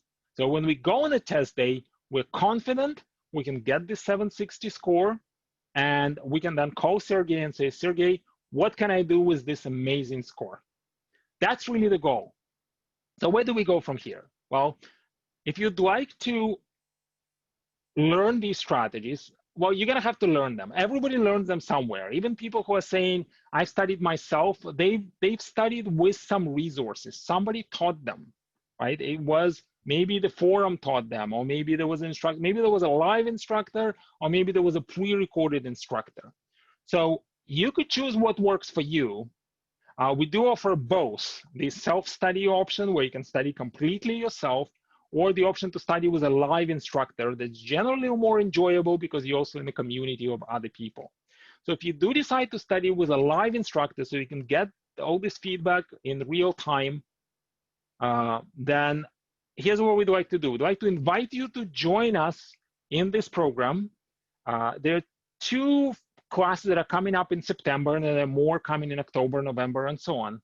Our next weekend class is going to be on Saturday and Sunday afternoon between 4 and 8 p.m. Eastern time. So it could be earlier if you're in the Pacific Coast. And we also have an evening class from 6 to 10 or during the week, and then there will be another class in the morning. So there's 3 formats. There's a class in the mornings on weekends, in the afternoon on weekends, and in the evenings. You can find all of this schedule. And in fact, there's some special offers. The class that starts on September 12th, it is almost sold out. We have a couple of seats left. And we still have a $100 early bird discount. And the most important thing is that we'll give you these exercises to do right away so you can start preparing for the classes. And if you'd like to join us on September 29th, we could still, as long as you register by tomorrow by going to admitmaster.com/offer, book your consultation. We still have to call you to make sure that we can talk and we are on the same page. This is the right option for you because there's 6 and 12-week programs and everything else. So you can't really just pay for our course online. We want to make sure this is the right fit for you. So if you'd like to go online and book your consultation so we can discuss this, please do go to admitmaster.com/offer. And as long as you do it by tomorrow, we'll give you that $200 off. Now, the most important thing with this course is, yeah, they're free course retakes, they're coaching. But the most important thing is if you set a target, we are going to work with you until you are done from the very, very beginning. So there isn't any like hidden cost. We don't charge extra to repeat the classes or to continue getting coaching from us, right? And this is the best guarantee that there possibly could be because you're coming here to get a score. So you're gonna have to learn it from somewhere. This is like literally we had the best people in the world working on this course. We've been teaching this course for the last 8 years, and there are a lot of these much higher level techniques that are incorporated into this course. So I could very safely say that there's about 50 hours in class that many of these strategies literally you can't learn anywhere else in other courses and certainly even on forums. So I'd like to invite you to consider it. Now, let me tell you what kind of value you're going to get from this course. We actually relied on some of our students who did a lot of research, and they came to us and they told us, well, here's what I found. Here's how much it costs everywhere else. Here's the value I'm getting. And here's why I chose your course. So on average, it costs about $50 for each classroom hour. So that's what it would be.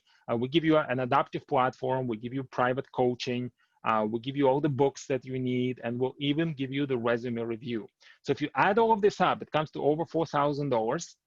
But our regular fee for our course is $16.99. That's in Canadian dollars. In US dollars, it's $13.99. And if you do register for that class at the end of September, it'll be $14.99. And most importantly, you'll rediscover your learning, or your love of learning. I think it's priceless because you're gonna have a ton of fun in a class. It is going to be challenging. but it's going to be fun. Many of our students would say that, look, the GMAT is just, I'm so looking forward to studying for the GMAT every week. So you'll find these special offers. Now, we do offer the program that's on demand, so you're not live with the instructor in real time.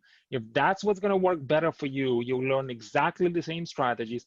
You'll have exactly the same support. You just won't be in a live class. And if you register until tomorrow, we'll even give you access to our free tutoring sessions. So once a week, you can come in and you can ask any questions. So there's going to be office hours, even if you study by yourself. And if you just need a little bit of help, we offer a completely self-prep program that's very, very affordable.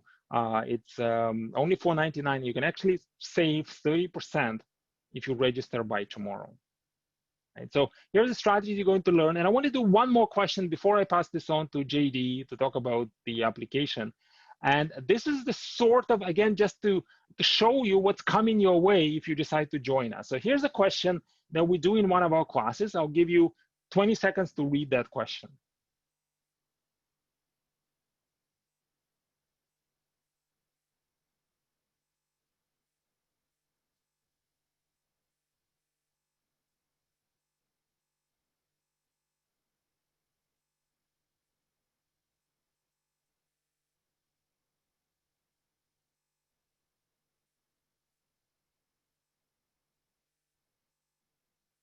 All right, I don't know about you, but it's a little confusing. Would you like to see answer choices? So let me show you answer choices.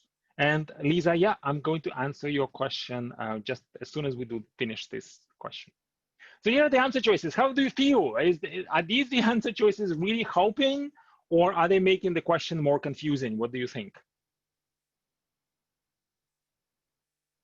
Just throw things in the chat box. What do you think? Like, if you looked at the answer choices, you'll say, wow, I'm so glad I see these answer choices, right?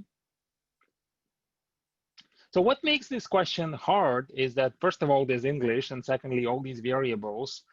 So if you look at this question, you look at the explanation in the official guide, you'll see, okay, so I have the distance, I have the rate and the time, I need to find the distance. There's a distance from home, back home, I get time together, and then the distances are the same, and then I can build a few formulas. And after about 5 minutes, honestly, I have a master of math, but I give up when I read some of these explanations. And they're just not fun. I can certainly understand them, but they're not fun to look at. So perhaps there's a different way of looking at this question, the mastery way. If you're looking for the distance, which is the question is asking how many miles, and I have a rate and a time, I would normally multiply them, right? Even if you forgot this, if you're driving from Toronto to Montreal and you're driving for 5 hours at 100 kilometers an hour, it's 500 kilometers. So that's easy. I would multiply the rate and the time. I wouldn't ever add maybe the speed and the time, right? Like it wouldn't even occur to me to do this. But you would notice that some of the answer choices do exactly that. For example, answer choice B adds X and T, while X is a speed, T is a time. How about D? The same idea. How about E? Same idea. So now I'm down to just 2 answer choices, A and C. And the beauty is when I'm down to 2 answer choices, I just need to look at one of them. And if it's right, it's right. If it's wrong, it's the other one. So I'll look at the one that's easier, and that's going to be answer choice A. So A is going to give me miles an hour divided by miles an hour times hour. And that gives me hours. But I need miles. So that's not going to be the right answer. The right answer is indeed C, and I can do this in 30 seconds. Now, I know some of you are getting tired, but imagine we've done about 6 questions today. The test is actually going to be 31 quant questions and 36 verbal questions. And then you're going to do some more questions over 4 hours. So building a stamina for the test is also really important. You really can think of this as a training, and you can do this in a very intensive way, or you can do this in a better paced way. Here's an example of a student who came to us in January. He literally just said, I'm going all in. He studied for 6 weeks. He got a score of 760. He actually just recently got admitted to Wharton, and he lives in San Francisco, and that's it. And he was done in just 6 weeks, but it was a really, really intensive study. So again, what would be the structure for you? What would be the plan for you? I'd love to talk about that. But if you want to get these very high scores, here's a new way of thinking that you need to learn. We do keep track of the success of our students, and for the last few years, it's been about 670. That's the average score of our students. But I do have to say, though, that this year it has gone up already. We see more people getting 700 plus scores because I think we're now a little more committed to studying at home, and also admissions to business schools are getting more competitive this year just because of the state of the economy and everything else. All right, well, there was a lot about the GMAT. So where do we go from here? And Lisa, so the on-demand mastery training is going to be almost the same, but you'll be watching the instructor actually working in a class. So you'll see the instructor on a big screen, working on a whiteboard, explaining concepts. And that's what we do in a real class as well. You see the instructor, you'll see also the presentation, and you'll eventually also get the recordings of the classes as well. So it's very, very interactive. This class is not super interactive. You can just chat with me by chat, but in a real class, we'll be communicating in real time. All right, so where do we go from here? And I'd like to ask you also, where do we go from here as we are transitioning now to chat with our dear guest, JD Clark from the Ivy School of Business here at Western University, who's going to share with you strategies of how you can prepare the application, what the schools are actually going to be looking for. So as we're doing this, I'd just like to ask you a very quick question and remind you about some of the events that we've mentioned. So if you can please answer this in the chat box. And in the meantime, here's what you can do. Here's where we can go from here. First of all, there will be a class, the same class on the verbal section on Wednesday, September 16th, where we'll talk about the verbal reasoning section of the GMAT. I've mentioned as well the QS Connect MBA event. You're going to find the link, all of these events on the same page that I'm going to show you in a moment, and we'll send you a link tomorrow as well to all of these resources, including your downloadable link to that cheat sheet. So QS Connect MBA event. I've also mentioned Career Growth Masterclass. So please join this class. It's going to completely blow your mind. You're going to have the exact step-by-step process of how you can take your career to where you need it to be. And it's really like years of experience. And so we can ask you a lot of questions. You're going to do a series of exercises. You have the exact roadmap of where you need to take your career. And then we can support you as well afterwards. If you'd like to join our classes, the live virtual classes, here are the 2 classes that are coming up. You can find all of that at admitmaster.com/offer. And you can sign up right there. The Career Growth Masterclass is going to be tomorrow. We're going to have this VIP launch. We're starting it tomorrow. So we're talking about it today, but the link is actually going up tomorrow. So by the time you get an email from us tomorrow morning with the link to all of these resources, that link is also going to be there. So please join us. Absolutely, please throw things in the chat box, throw in a Q&A. Patricia, we're going to contact you as well. There is a way to get the preparation as soon as possible. Some of our students to prepare it even quicker. Now, our program, live program is 6 weeks, but there is a way to prepare even faster. So there would be the on-demand program. So again, just keep in mind that most of these programs are designed for people who are also working, so they can spend maybe 10 or 20 hours a week. But there is a program that we offer that you can literally go up to 40 or maybe even 50 hours a week, and you're gonna get everything done in about 3 weeks. So we'll need to talk, Patricia. I'm gonna get in touch with you so that we can talk about this option. And with this, I'd like to now pass the podium to JD, who's going to share with you something that's really important. So please stay for this, because this is going to be almost as important as the GMAT. Let's just say without the 2 of these components, you can't really get into a business school. The GMAT's important, but absolutely the rest of the application is also very, very important. Let me stop my share here for a second, so that JD, you can share your screen. Yeah, thanks so much, Sergey. Always a pleasure to join these sessions, and thanks again for the opportunity, and thanks for everyone for joining tonight to learn more about the GMAT.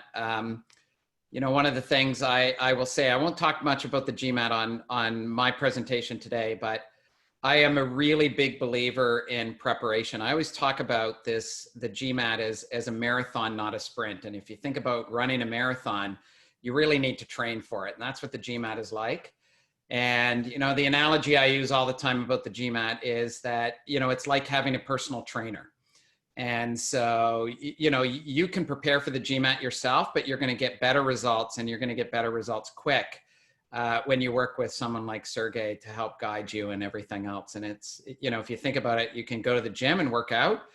But if you have somebody showing you how to work the equipment, how to do things properly, you just get those results. You get those results quicker. So my name is JD Clark. I'm the Executive Director of Master's Programs Recruitment and Admissions here at the Ivy Business School. So in about our 15, 20 minutes together, I'm going to give you some advice on how to approach this decision to do an MBA, and just talk to you about how we look at applicants. But it's also, you know, very similar to other MBA programs that you may look at. And hopefully you'll leave with some practical advice about how to approach the decision to do an MBA and how to look at the application outside of the GMAT. I won't go too much into my background, but I will share with you my LinkedIn so you can learn more about my background, where I came from, different schools that I've worked with, but I've worked most of my career in higher education and really have a passion to help people around this whole decision about doing an MBA. And so, you know, happy to connect with you on LinkedIn, keep connected that way. Happy to, on LinkedIn, I share articles on a regular basis about, you know, not only Ivy, but MBA programs in general. So I'd be pleased to connect with you on LinkedIn. You know, one of the questions I think, and I'm personally very passionate about this, is a lot of people will ask, you know, what is a typical MBA candidate, or what is an MBA candidate for a particular school? And I will tell you, there is no typical candidate. I did a webinar last week with GMAC with other schools, and we all talked about this, is that the fact is there's not a typical candidate. And, you know, this is really passionate for me personally. I came from a history degree. I don't have a traditional business background. I did my MBA later in my, you know, on the older end of the class profile. And the reason I did it is because I delayed doing an MBA because I always thought, well, I'm not a typical MBA candidate. And, you know, one of the regrets that I have is that I never did it earlier. So I think this really sums it up. What we're looking for is we're looking for tomorrow's leaders. And if you think about where leaders come from, they come from all different backgrounds. And I think that's really, really important to kind of consider as you consider doing an MBA program. I mean, in our program, we have individuals that come from arts degrees. We have teachers in our program. We have individuals that are professional musicians, people that are artists, military veterans. And so it's really, really important as you kind of consider an MBA program, in particular as you look at class profiles, is that diversity matters. And again, we're looking for tomorrow's leaders that come from various different backgrounds. Here's a typical, you know, on a high level, the profile of our candidates.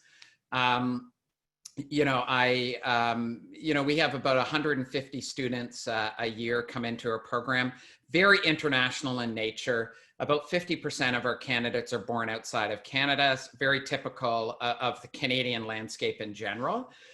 25 different passports represented, 24 different birth countries represented. Average age is 28, age range is 24 to 35. Work experience is 5 years, range is 2 to 10 years. And 30% of our students come in under a study visa. The big thing I think that's great is that 34 different industries are represented. And so that adds a lot of diversity into the classroom environment. But the big message I want you to leave with is never, ever self-select yourself out.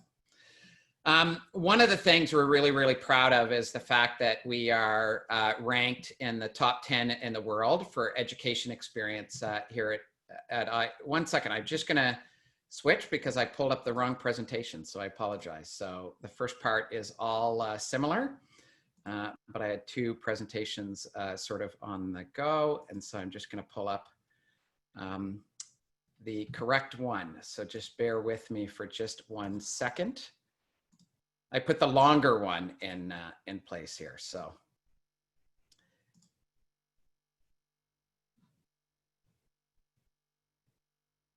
what I'm going to do is just share this slide right here. I'm just going to talk to you a little bit. Here, just 1 second. Sorry, everyone. My fault. I had the wrong slide deck up. What I'm going to do, so I'll skip through the part that's part of this presentation about the class profile, but what I'm going to share with you just now is some advice on how you approach the decision to do an MBA. I came across this TED Talk a few years ago, and it really resonated about how do you choose to do an MBA or not, and really about how you go about making a difficult decision. And it's by Ruth Chang. It's called How to Make Hard Choices. I would really, really suggest that you watch it. And as you think about a difficult decision like doing an MBA or where to do your MBA studies, this TED Talk was really, really great to watch. And she talks about a couple of things. The first thing is she talks about what makes a hard choice. And the first thing that she talks about is really how do you make what is a hard choice, and how do you go about really going about making that choice. And so the first thing she talks about is this idea of what is a hard choice. And really it's what comes down to is what this quote talks about is it comes down to a pros or cons list. So anytime you make a pros and cons list, you're dealing with a difficult decision. The second thing that she talks about is when we're faced with a difficult decision, sometimes as human nature is that we actually default to sometimes the easiest choice, and not necessarily the best choice, but sometimes the easiest choice. And if you think about, doing an MBA program, sometimes the easiest choice is not to do one. You don't have to quit your job. For many people, you don't have to move to a new country. And so I'd really, really encourage you as you kind of approach this decision to do an MBA or not, or even which MBA program I should do, is always make sure that you're looking at this from the best decision, not necessarily is it the easiest decision. The last thing that she talks about is how you approach a difficult decision and how you should frame that. And it really starts with this question of, what is important to me? So, what matters most to me, and evaluate different choices on what matters most to you. I will share with you, and I talk a lot about this, is the role of rankings in the decision to do an MBA program. And we're very proud of our rankings at Ivy. We are ranked #1 in Financial Times in Canada. We're ranked #1 with Business Week in Canada. But I would really encourage you, as you look at the rankings, part of what makes up the rankings is survey data and data from the schools that roll up into an overall ranking. And what you want to do is use those rankings to kind of look at things that matter most to you. So I'm going to show you this and sort of why it's really important that you look at the components of the rankings rather than the overall ranking score. And I do this by talking about the Financial Times rankings. So one of the things Financial Times does is they go out and they actually ask, we provide them email address, names of our alumni 3 years after the program. And Financial Times will go out and they'll ask them a question about the effectiveness of career services. They also collect data in the schools. So one thing they look at is corporate responsibility core courses. So what we do in our corporate social responsibility is we interweave it in courses. So leadership, strategy, finance, and in those core courses. And then we have elective courses in it. But we have a lot of content in corporate social responsibility, but we don't have a specific course for it in the core element of it. So they look at, what are the core courses you have. They also talk about what faculty have published in Financial Times Top 50 journals. There's a lot of schools, many Canadian schools don't have this. I mean, the majority of Canadian schools I'm familiar with, but there's a lot of schools in Europe and globally that have a second language requirement. We don't have that, but if you have a second language requirement, you get more points in the Financial Times rankings. And all schools have advisory boards. We have one that's made up of prominent alumni, both globally and domestic alumni. And you get points for the Financial Times if you have a fully international advisory board. And then also you get points if your faculty members are made up of 50% female, not 48%. But here's why it's important that you want to look at the components. Whenever I do this in a live audience, I ask people, what's the most important thing for them? You know, stand up. And you know, and they always talk about the effectiveness of the career services is important. But that's worth, this is where you can see it. It is worth 2% of the overall score. All of these at the bottom are worth 20%. So when you look at the rankings, it's really important that you think about, you know, really evaluate the criteria of what matters most to you. And I think the most valuable part of rankings is really the feedback, you know, and the data that comes from surveys that they do with alumni. Here's what matters most to us at Ivy is really, really simple. It's the education program that we deliver, the quality of it, the impact it has on people's careers, and what the recruiters think of the talent coming out of our program. So a couple of rankings that we're impressed with, you know, what I talked about in the Financial Times, we're ranked #1 in Canada for what the alumni 3 years out talked about the value of the career services that they received and the support they received career-wise while they were in the program. Economist does a ranking every year.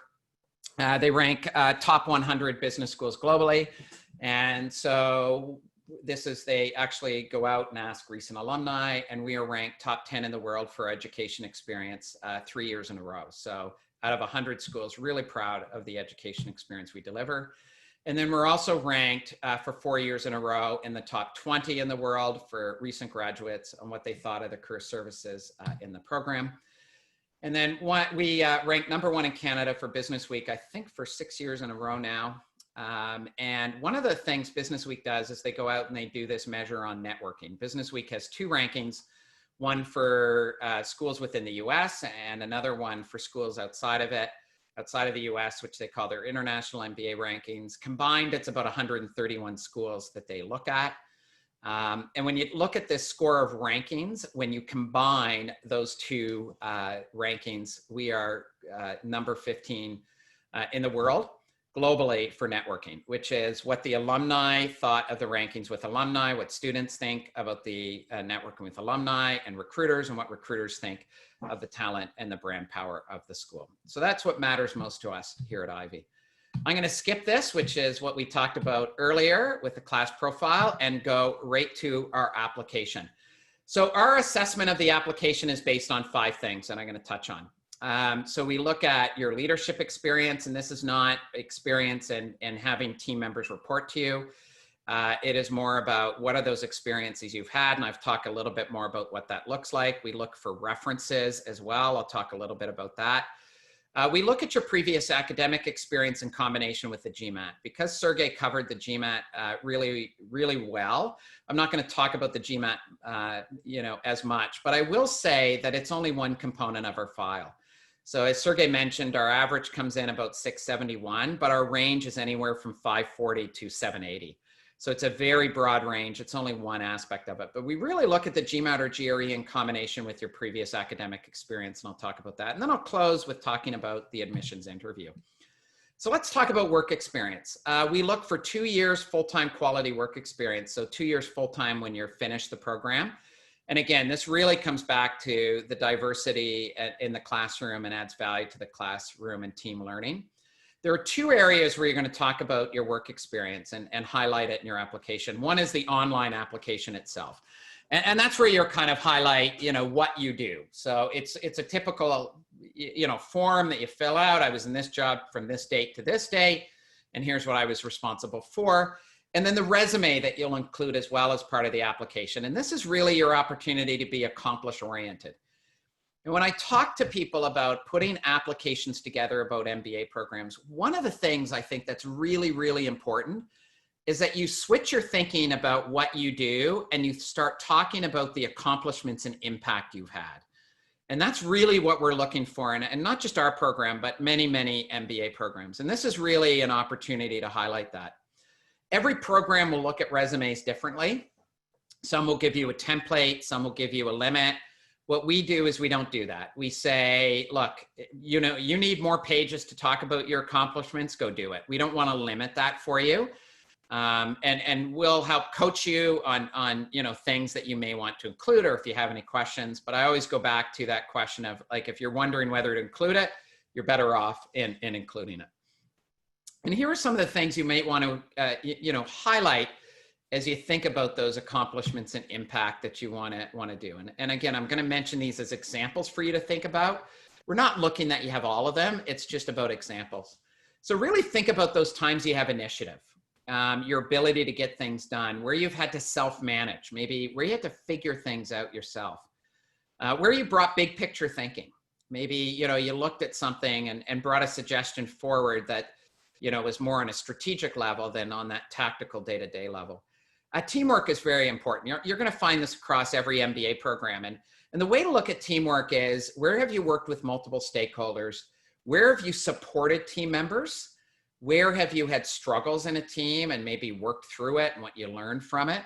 But really get a sense of that teamwork. Where you had to persuade and communicate. A lot of people talk about this. I always say, if I had an example to give, think about when you had to sell something, internally. Maybe it's a suggestion or a recommendation, and think about it that way. Making and assisting decisions. And this is an important one as you think about the impact and accomplishments. I was talking to a candidate a little while ago, and they said, I don't really make decisions. I'm not in that role. And quite frankly, many people earlier in their career aren't the ones making the decisions. And I said, well, do you make recommendations? And they said, yeah, I make recommendations all the time. And I said, well, then you're, and do they act on your recommendations? Oh yeah, most of the time. I said, then you're making decisions.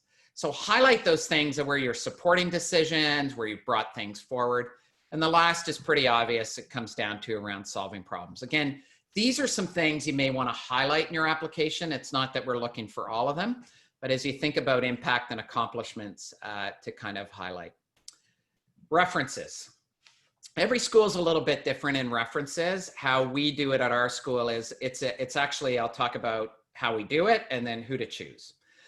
And so how we do it is, it is a reference form that you would fill out as part of our application. It would go, you actually fill out your references as part of the online application.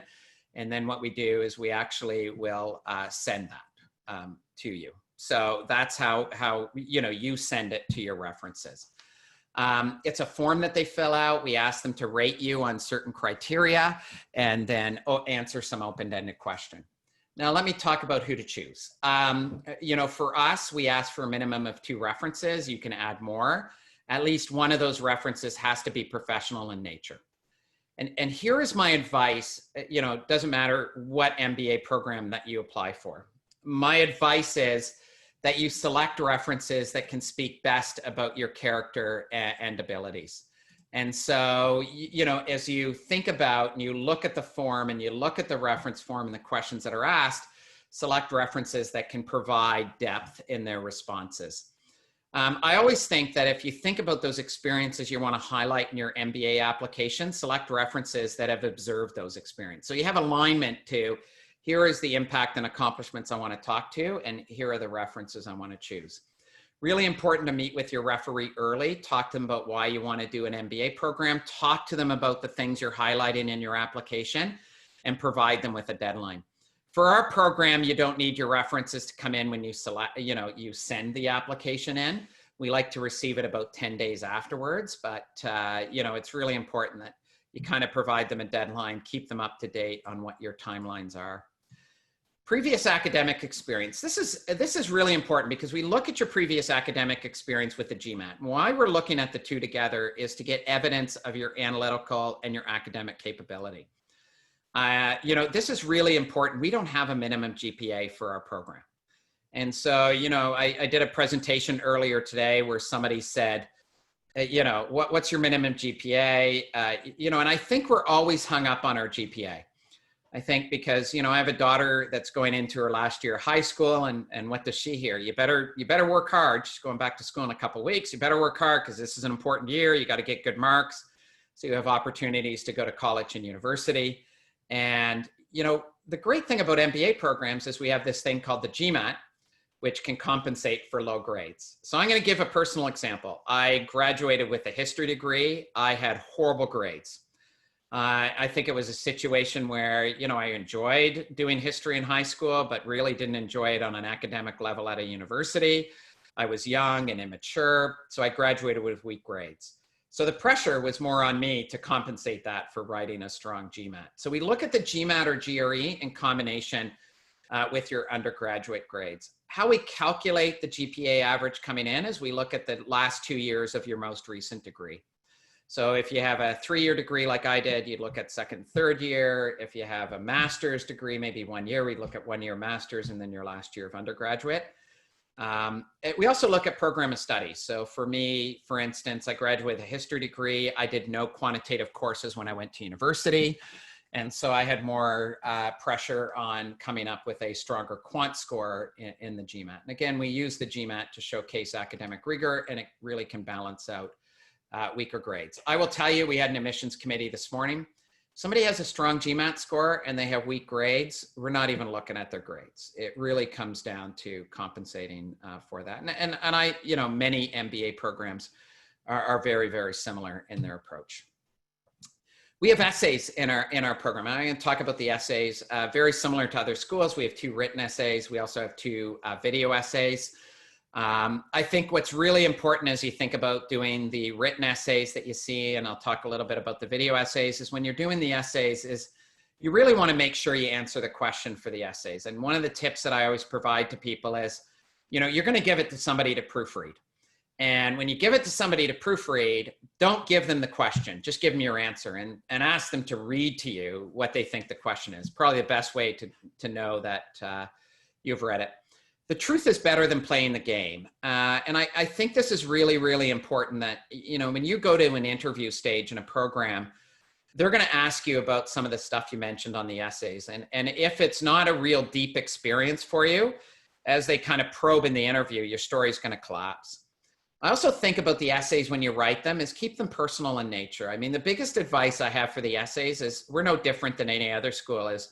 We had an admissions committee tomorrow morning. I was, before coming on today, I was preparing for the admissions committee. And so I read through the essays again. And I read it as an individual. So when you're writing the essays, imagine it's one person that you're writing for, not an audience. And I think that keeps it personal. It keeps it yourself. And it also keeps it, you know, very personalized for you. The biggest mistake people make in the essays is they try to fit everything in a word limited time. If the video essays are a word limit, this is really a snapshot. So be confident that you'll have the opportunity to explain further in the interview. The analogy I use to talk about essays when you apply to MBA programs is thinking about it as like the trailer to the movie. So, you know, if you think about a trailer, I watched the trailer for Tenet today because I'm going to see it this weekend. So if you think about watching the trailer to a movie, it's about 2 minutes, 30 seconds, but the movie might be 2 hours. And so the trailer is really designed to give you sort of the headlines, and the movie is really about going through the plot. So think about your essays as the trailer and the movie as the interview. Biggest thing about the essays, be clear, concise, creative, but most importantly, be yourself. We do have 2 video essays in the program as well. I'll mention that before I go on to the interview. Many schools will use 2 video essays, and it's done by a platform. You'll log in, you'll get questions that will come up. So it's really about like doing a virtual interview. So you'll get 2 questions for us that are read out. You'll have 30 seconds to kind of prepare, think about your answer, and then a minute to give your response. Treat them like a real interview. This is, you know, make sure you dress the part. But the biggest thing about these video essays, we're asking you to think on your feet. So all schools expect that you're going to be normal. We're not looking for perfection.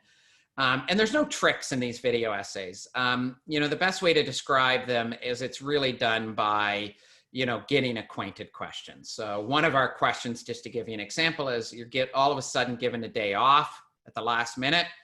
What are you going to do to spend your day off? So it really, what the essays are designed to do is to bring out your personality in the application process. Talk about the interview. Our interviews, again, every school is different. And I think it's really important before you go into the interview is that you understand who's going to be interviewing you and the purpose of the interview. So ask the school about what's the purpose of the interview. For us at Ivy, our interviews are done by the career coaches that you work with in the program. And the reason we do that is because we have a one-year program and we don't have an internship in our program. So one of the things we do in the interview process is to make sure that the program's a good fit for you. This is a mutual benefit. You know, back to what's important to you, we want to make sure that you're coming in with the experience that you will resonate, you know, of what the recruiters expect for individuals coming into a program. The mutual benefit for you is you want to make sure to have that opportunity to share your career goals with somebody that works in our career management to make sure there's a fit for you about where you want to go. Really important as you think about the interview. Interviewing is really about storytelling.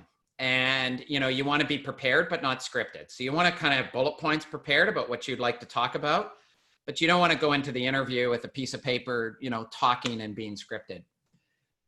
Be yourself. And you know, the best advice I have about the interview is it is a nerve-wracking experience, right? If anybody's gone for interviews for jobs or for schools or whatever, you can't help but be nervous. But walk into that interview with a feeling that you know your experience better than anybody else. So be yourself. And, you know, you will know your experience. The biggest mistake people make for interviews, regardless of what it is they give the answer that they think the person wants to hear. The problem with that is when they ask for follow-up questions, if it's not authentically you, your story is going to collapse. Do your research about the program, about the person doing your interview, practice, and ask intelligent questions for your interviewer afterwards. And I think that's really, really important. I'm going to talk about some frequently asked questions that come up, and I put this slide in based on other sessions that I've done where people have some Q&A around it. You know, for us specifically, do I have to apply by each deadline listed on the Ivy website? The answer is no. Many schools actually have rolling admissions, and what that means is you can apply anytime. We have deadlines there because people like to work with deadlines. But we want people to apply when they're ready. And actually what that means by rolling admissions is that we review your application as it comes in. What's really, really important is you kind of make sure that you want to have all your choices in front of you before you're forced to make a decision about which MBA program to attend. So what you want to do is make sure to talk to the schools, reach out to them, ask about timelines, and make sure when you submit your application that you will start getting responses from the schools. So you make sure that you have all your options available. One of the things we do at Ivy is we want to work with you to make sure that you have options, you know, all your options in front of you. And that could work two ways. One is you could say to us, I want to make sure that, you know, I have offers from other schools with deadlines. Can you expedite my file? And we'll try our best to do that. It could also be you have an offer from us and you're waiting to hear back from other schools. We will actually extend your offer. So that's really, really important to us. Each school is different on this, but this is a really important point to ask questions for schools. Are my chances for an admission scholarship greater if I apply into earlier rounds? For us here at Ivy, it is not. In fact, our alumni donate money for scholarships. What's really important for us is that you're not penalized for whenever you apply in the program. So we treat everyone equally for scholarship from the first person that applies to the last person that applies. It's really important you ask for schools, ask what type of admission scholarships are offered. For us, it's based on merit. So all of those aspects of our file that we look at. And so that's really important. Just to give you a sense of the, about 70% of our class will receive a scholarship funding. The average award is $30,000. The range of award is $10,000 to $70,000. Some final thoughts. I think it's really, really important that you connect with each school. We're here to help. I think what's really, you know, as you go through this process, you don't want to apply for a school and not have that opportunity to talk to them. I can tell you that, you know, when we go to admissions committee tomorrow and we talk about files, we know each one of these candidates and we're here to help. We're here to help you put your best foot forward on the application. Really important to get to know the culture of each school, you know, get connected with alumni, get connected with current students, you know, participate in events where you have the opportunity to ask questions. You know, you want to make sure, just like you're working in an environment that the culture, you know, just like your professional life, culture becomes really important. And I would argue that culture is even more important than the work you do. And so, you know, it's really important you get to know the culture of each school. The last point is be thoughtful about your final decision. It is lifelong. And, you know, if I think about different decisions you make career-wise or even personally, you know, whether you, let's say you take a job, job doesn't work out, you can change it. the decision to do an MBA is something with you lifelong. So it's really important that you be thoughtful about your final decision. And that goes back to, you know, the advice on how you should approach this decision, which is really be thoughtful about what matters most to you. I'm going to leave you with this quote. And Sergey and I, we talk about this all the time, don't we? Right? That this is, you know, I saw this quote a couple of years ago, and I think it really fits with, you know, I've seen thousands of graduates come from the MBA program. This really resonates with me personally. You are always one decision away from a totally different life.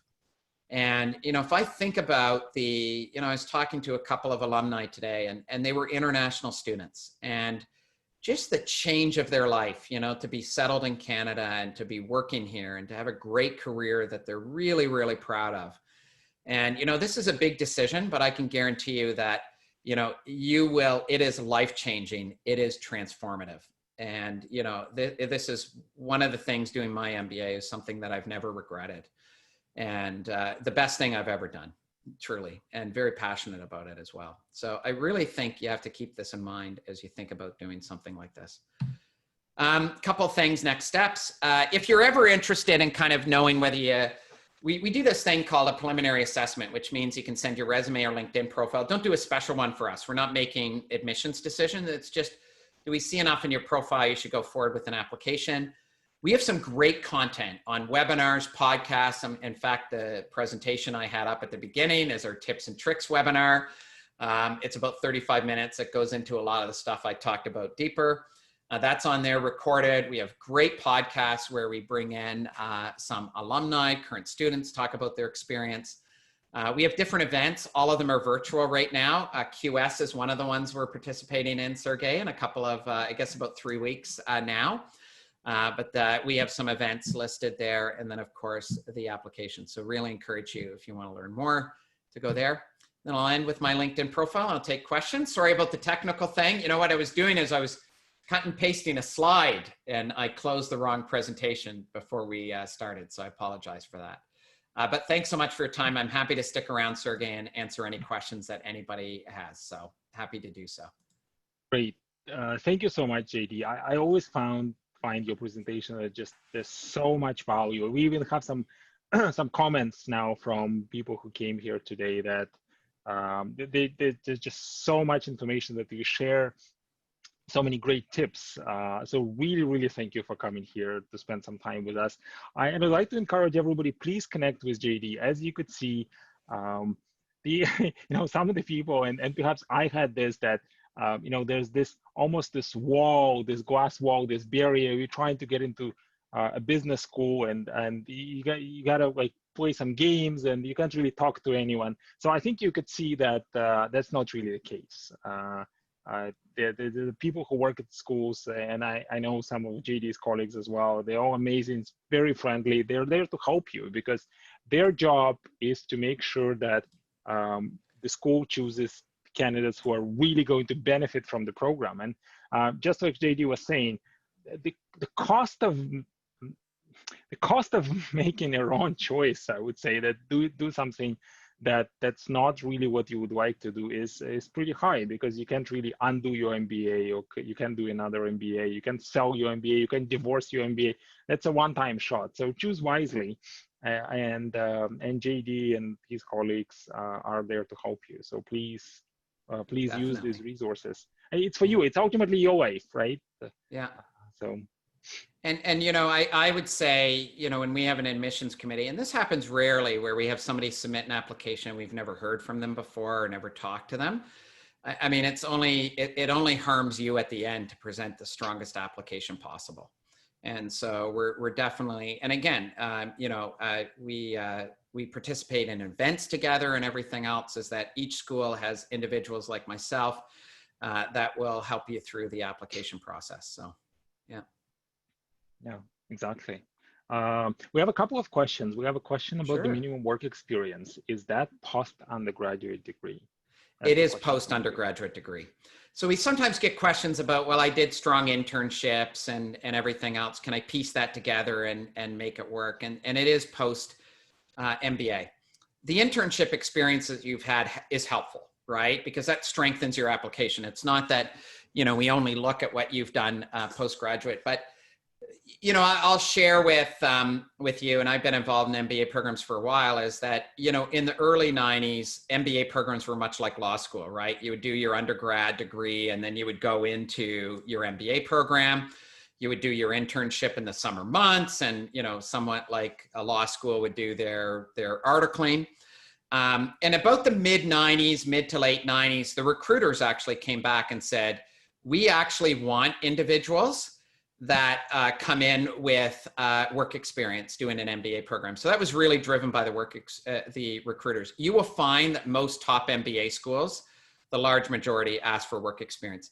There are programs which are called pre-experience masters. Many of them are called masters in management that are more pre-experience programs. We have them at Ivy. They are much more specialized programs. So we have one in digital management, we have one in business analytics, we have one in international business. They are much more for individuals that are, you know, looking to do something right after their undergraduate program. They're really designed, these masters in management programs, these pre-experience programs are really designed if you're not getting traction in your career. So what we tend to find is either individuals that maybe have done a previous degree and went, boy, I hate what I'm doing. I did engineering. I can't believe I did engineering. I want to have a career in business. They would do an MSc, which we have an MSc in management, or a master's in management to transition that way. Or it could be individuals, you know, when I graduated with my undergraduate degree, I had a history degree. I was lucky to get a job afterwards, right? But sometimes you do an arts degree and it's like, I need to specialize a little bit more to kind of get career side. So that's where these pre-experience programs fit. Exactly. And also think about when you your career and really building the skill set for you to become a manager on a more senior level and become a leader. So if you don't have any work experience yet, you are not going to get the most out of the MBA program. Yeah. So there is a reason to the madness, and that it's actually done ultimately so that you are more successful. Because if you are more successful, then the school is more successful. Because success of the school is determined to a large degree by the success of the alumni. Yeah, and you know, a thing that I will say, and again, you know, participating in a lot of panel discussions with other schools and even talking to candidates, they get fixed on the years of work experience, right? But it's not necessarily the years, it's what you've done. So, you know, we have denied people with 9-10 years of experience and accepted people on the younger end of experience. So it really comes down to those impact and accomplishments, right? And so some people earlier in their career have had great opportunities to be involved in those. And then sometimes people need a little bit more time to do it. The other thing we do too is when people aren't accepted into the program, we will provide feedback to them, right? So we do offer that for individuals, because sometimes it's not a case, you know, you may not be a particular fit for this program. Maybe you need a 2-year program based on your experiences. Maybe you need a little bit more time to kind of collect that, but we do want to, you know, and I personally do those feedback calls. And so, you know, it's providing people feedback on we think that's really important for individuals, right? To kind of find out, you know, where those gaps are and maybe work on them. So. And that's amazing, because again, as you're trying to make decisions for your career, getting this feedback, I think is great. I know many schools don't do this, so that's really amazing that that you do that at Ivy. We have a question also about, would you have any suggestions, JD, how, this is a question from Deepayan. How would you approach potential recommenders, especially if a recommender is a supervisor at a previous workplace? What would be the best way to approach them? You know, I think, yeah, that's a great question. And you know, I'll answer it this way, is probably if I was choosing a recommender, I would probably choose somebody that I worked with maybe about 4 or 5 years ago. And the reason is that they probably were, you know, they were a leader that was invested in my development. They are a leader that I kept in touch with. And so I think it goes back to, you know, you'll read what the schools are looking for in the recommender, right? Whether it's, many schools use forms, sometimes they use letters. And think about those people that can provide depth around that. one of the things that we a lot of people may not even be comfortable using a current manager. And we totally understand that, because sometimes you want to keep it quiet, that keep it confidential that you're doing an MBA. And so, I think the way to approach them is to say, look, you're doing an MBA program. I think you also want to highlight to them, like, give them ideas. I mean, I do a lot of reference letters and different things like that. And I think one of the best suggestions I have is say, hey, look, I'm highlighting this in our application. Remember that project we worked on? That I worked on, I'm really highlighting on the application. And so, giving them some suggestions on things to include. But I always say that you want to pick people you're comfortable to approach, right?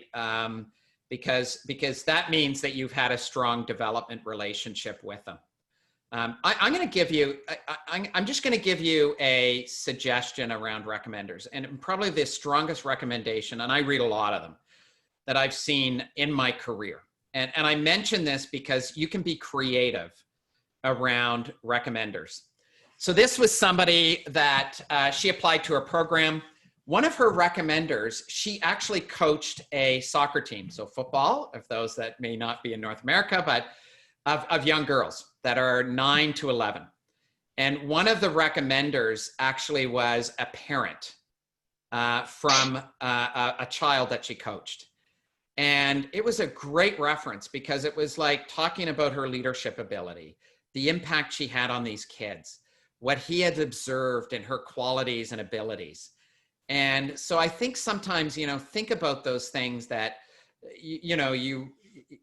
be creative about the references. And that's why we say, look, you can add more than 2. You just have to have one that's professional in nature.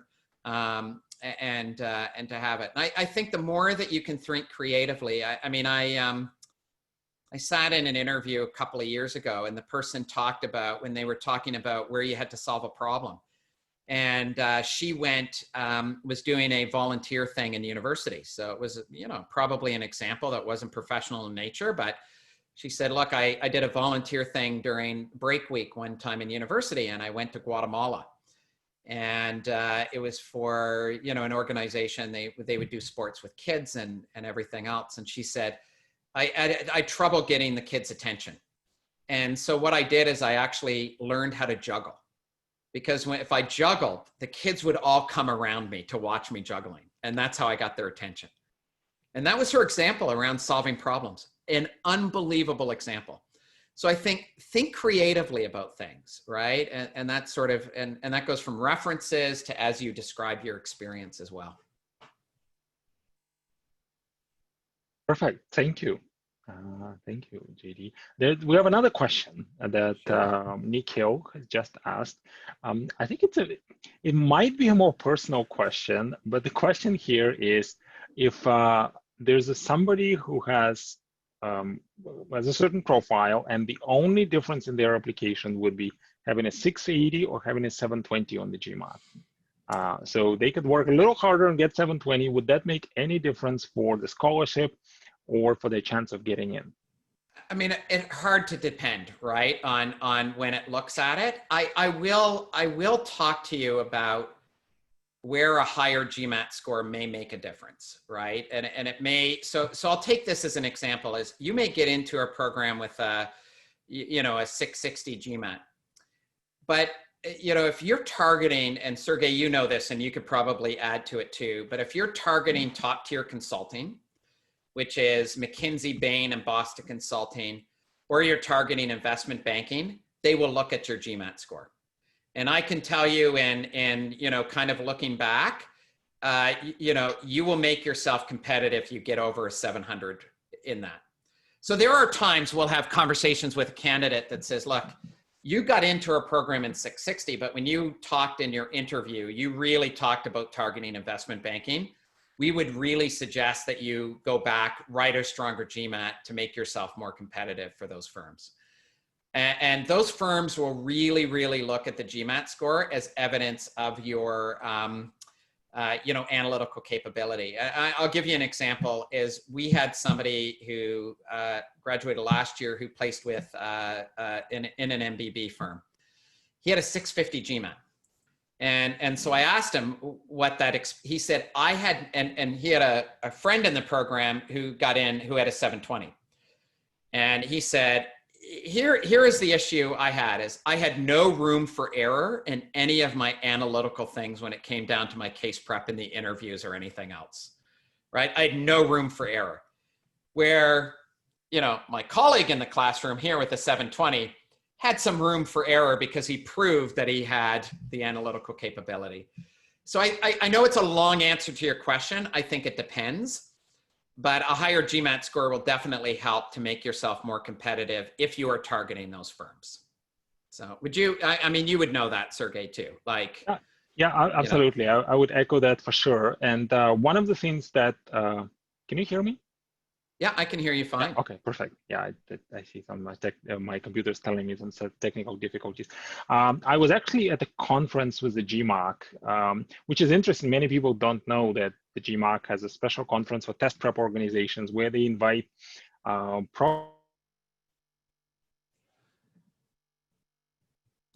across North and South America that they trust, that do a good job preparing candidates for top GMAT scores. So they would invite us once a year and they would share all kinds of interesting insights with us. And one of them that they shared about a year ago, it was the last conference, is how many organizations post MBA would actually ask for the GMAT score. And I was really surprised that it wasn't just the consulting firms and the investment banks. The consulting very blunt that, I mean, unless you get at least 710, your chances of getting in are very, very small. They usually say this openly. But many schools, even many companies, even, I was surprised that I think among utilities, 40% of companies ask for the GMAT score. And quite a large number of companies post-MBA would actually ask for the GMAT score just because they know it's a really good assessment of your analytical abilities and problem-solving abilities. Yeah. So definitely something that's worthwhile. But here's the thing. There are a couple of ways to approach the GMAT. One way is to say, this is a hurdle I need to overcome. And it's a barrier for me to get into a business school. And why do I have to do this? This is unfair. Or another way to approach the GMAT would be, this is a test that the business schools require because it will allow me to showcase my skills and my abilities to the business school, because by getting a high GMAT score, I will actually not only demonstrate I will be a good candidate, I will be more successful in the business school because I'm going to possess these skills. Right? And essentially what you can think about this, and I don't know if JD, if you would agree, that's what I heard from the GMAT, is they've heard this from many business schools that tell them that many people would consider their GMAT course as their first MBA course. Yeah, I would agree. Yeah, it is, you know, things that you learn in the GMAT about problem solving, look at things quickly. I mean, one of the things that makes great leaders is their ability to kind of analyze things quickly. I mean, and the GMAT is not only about knowledge, it's about going through it quickly. I mean, you just gave examples about it. You know, you're going to learn exponents in the GMAT prep. And I say that as somebody that did grade 10 or 11 math and then dropped it, right? And then the next time I picked it up was actually preparing for the GMAT. You need to know how to do exponents to calculate net present value, which is a finance concept that you learn very early on in the program. If I didn't have that prep for the GMAT of knowing what exponents and how to calculate exponents, I think I would have really struggled with that. And so you're right, there is a little bit of a, you know, we get questions all the time about, you know, how should I prepare for the MBA, right? So what can I do to prepare for it? And I say, you've prepared for the technical aspects by doing the GMAT. Right there, you're done, drop that. Start reading the Financial Times, start reading The Economist and Wall Street Journal, you know, Globe Mail. Read those sort of things to get familiar with what's going on in the business community. But you don't need to do, you know, a basic accounting course. You don't need to do a basic finance course. You don't need to do a basic stats course. You've already got that grounding that you need by doing the GMAT. Absolutely. I'll tell you a funny example. About, I would say once a month, I would get an email that almost always says the same thing. It says, Sergey, you may remember me. I took a course with Admit Master, 2 or 3 months ago, and I just wanted to tell you how much I enjoyed the course. But I also want to tell you that I've decided I will not do my GMAT because for various reasons, sometimes our candidates would decide to go to an executive MBA program, doesn't always require the GMAT. Sometimes they would decide to go to maybe another like master's program that doesn't require it. And then they would say, you know what, but I want to tell you that I'm so glad that I took the course because it really helped me learn many amazing skills. And it's always like when I have them saved in my mailbox, and it almost always says exactly the same thing. Like, I took this course, and please don't worry that I won't take the course. Please don't be disappointed with me. I took as much as I could out of this course and out of this experience. So I'm actually really glad that I did this. So there is something beyond that GMAT score. There's something beyond the scholarships. Now, certainly getting a higher score is going to demonstrate that you're a very competitive candidate. So yes, if the school will consider you a more competitive candidate, you will likely get a scholarship, right? Or a higher scholarship. Yeah, I would say there's not a, so here's a thing I'll say, because we get this all the time. And I will say, honestly, there is no correlation to the scholarship to the GMAT score, right? So we look at scholarships based on everything that you have there. But getting a higher score in the GMAT's not going to hurt you, right? It's not going to bring your scholarship down, right? So there's only upside potential there. So. Yeah. So Nikhil, I think, when I'll leave with, I think there's, in anything that you do in life, there's things you can control and things you can't. And, things you can't control are, applying to an MBA program is, things you can't control is, what do I have in my undergrad grades, right? And I talk about this all the time. People say, well, I want to go back and up my average. If you just look at, typical undergraduate programs, 20 courses. To move it up 20 points, you're going to have to get 20 points higher in one course you're going to take to move it up 1%. So drop it. That's outside of your control now. The role that you have is really outside of your control, right? There are two things in your control applying to an MBA program, GMAT and the interview. And it's really important that you prep for both. Right? And so those are the two things that are within your control.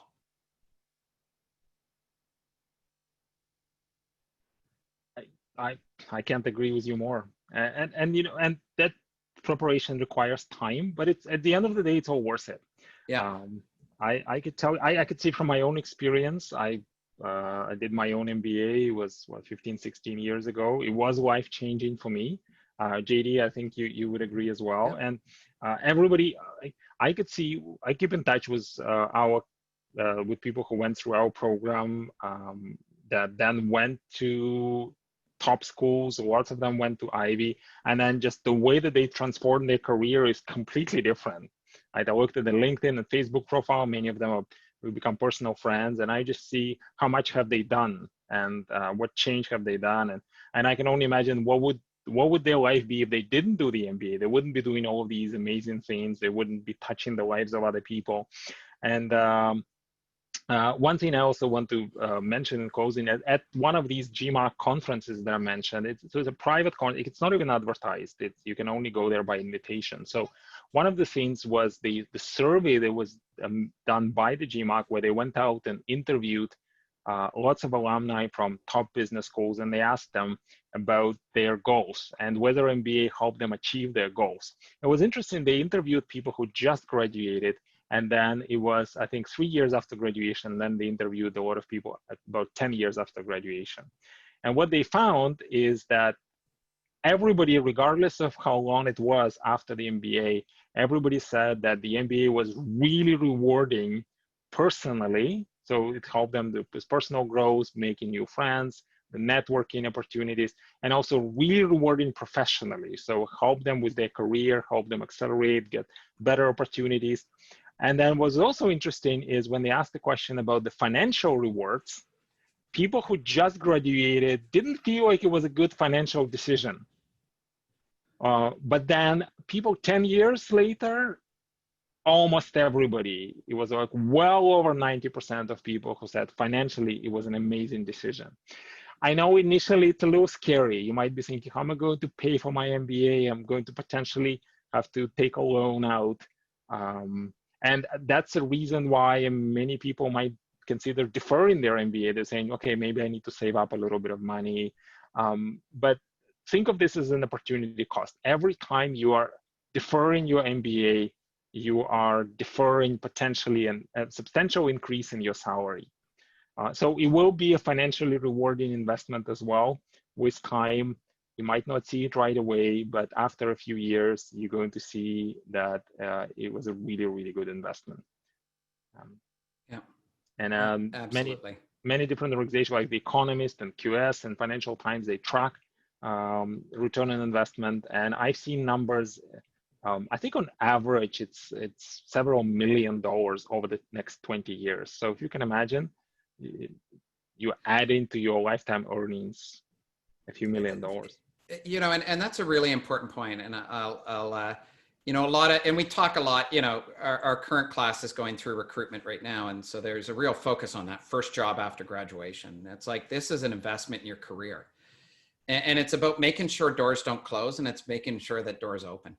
And I think that's the value that I got out of it is, you know, you're much more confident, but I know that I've had opportunities because, you know, and a lot of opportunities you don't act on or don't take.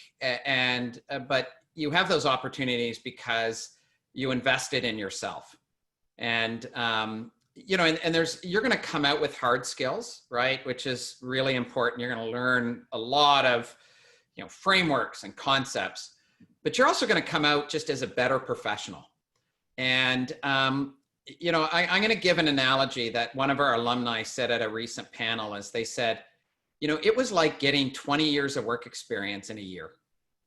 And, you know, where I imagine, because, you know, everyone's smart that does a program like this, they you know, really want to invest in their learning. They may read books, they may take courses here and there. This just accelerates that process. And, you know, they said, my capabilities that I imagine myself 20 years down the road, I have those capabilities now. And I think that's a sort of a great analogy when thinking of investing in something like this. So, you know, it's going to just accelerate that pathway of your own personal growth. So. That's an amazing analogy. I hear this also regarding the GMAT. I think any sort of an investment in yourself, we hear sometimes, I hear stories of people studying for the GMAT for like 5 years, and then they get a score of 650 or 690, and they're really proud. And then we have some people who study for the GMAT for 2-3 months and get a score of 760. So it's just like any investment. You can get results faster, and because unfortunately we all have a limited lifespan here on this earth. Yeah. The earlier you can achieve your results, the more shortcuts. Yeah, you can learn on your own mistakes, or you can learn on somebody else's mistakes. What I found is, even in other parts of my life, if I can learn from somebody who can figure things out. If I want to bake a cake, well, I could spend 10 years trying to figure out the recipe, or I can go to the best baker in town and then spend a day with that best baker. And by the end of the day, I'm going to have a cake that's almost as good as that baker's. But it took the baker 50 years to figure out that recipe, and it took me a day because I can learn from the baker. So that's what I learned a lot on my own experience, that learning from somebody who is already really, really skilled at something is going to just help you. First of all, cut through a very lengthy learning process of learning from your own mistakes, and then add your own value, because the earlier that you could perhaps do the GMAT or do your MBA, you could add a lot more to our society and to your earnings by adding the value that you could bring to the table as well. Yeah, absolutely. Absolutely. I always really like these sessions, Sergey. So thanks so much. Sorry about the technical issues at the beginning. Oh, so, no problem. Yeah. Oh, thanks so much. So thanks again for joining us. If you have any questions, you can get in touch with us. Unfortunately, I don't see the chat anymore. There's technical difficulty now in my Zoom window. I think I can see it. I think we've covered all the questions. So okay, perfect. Yeah, I'm just going through. Yeah, I think we did. So that's great. Okay, perfect. Yeah. So thanks so much, JD. We'll see you shortly. We'll see you the Definitely. next workshop that we're going to do in early October. And have a great long weekend coming up. So those that aren't in Canada, this is our last, we bookmark our summer with what we call our May long weekend, which is always the third week of May, called Victoria Day. And this is our Labor Day coming up, which sort of ends the summer. So it's hard to believe how quick the summer went. So, but have a great long weekend, Sergey. Thank you very much. You too. Yeah. Have a great one weekend, and your time at the movie. Are you going to the movies? I am. I'm going to brave it, I think, to see. So yeah. So very nice. Yeah. Awesome. Yeah. Well, great. So enjoy your time. Thanks again for joining us. Thanks again for sticking around. It's 9:45, but I really appreciate that you came here to share all these details. So please stay in touch. Problem. And again, thanks everybody for joining us. We'll see you shortly. Please reach out to us. You have our contact information. Please don't be a stranger. We are here to help you with any of the questions. Yeah. Thanks so much, everyone. Take care. Thank you. Take care. Bye-bye. Good night.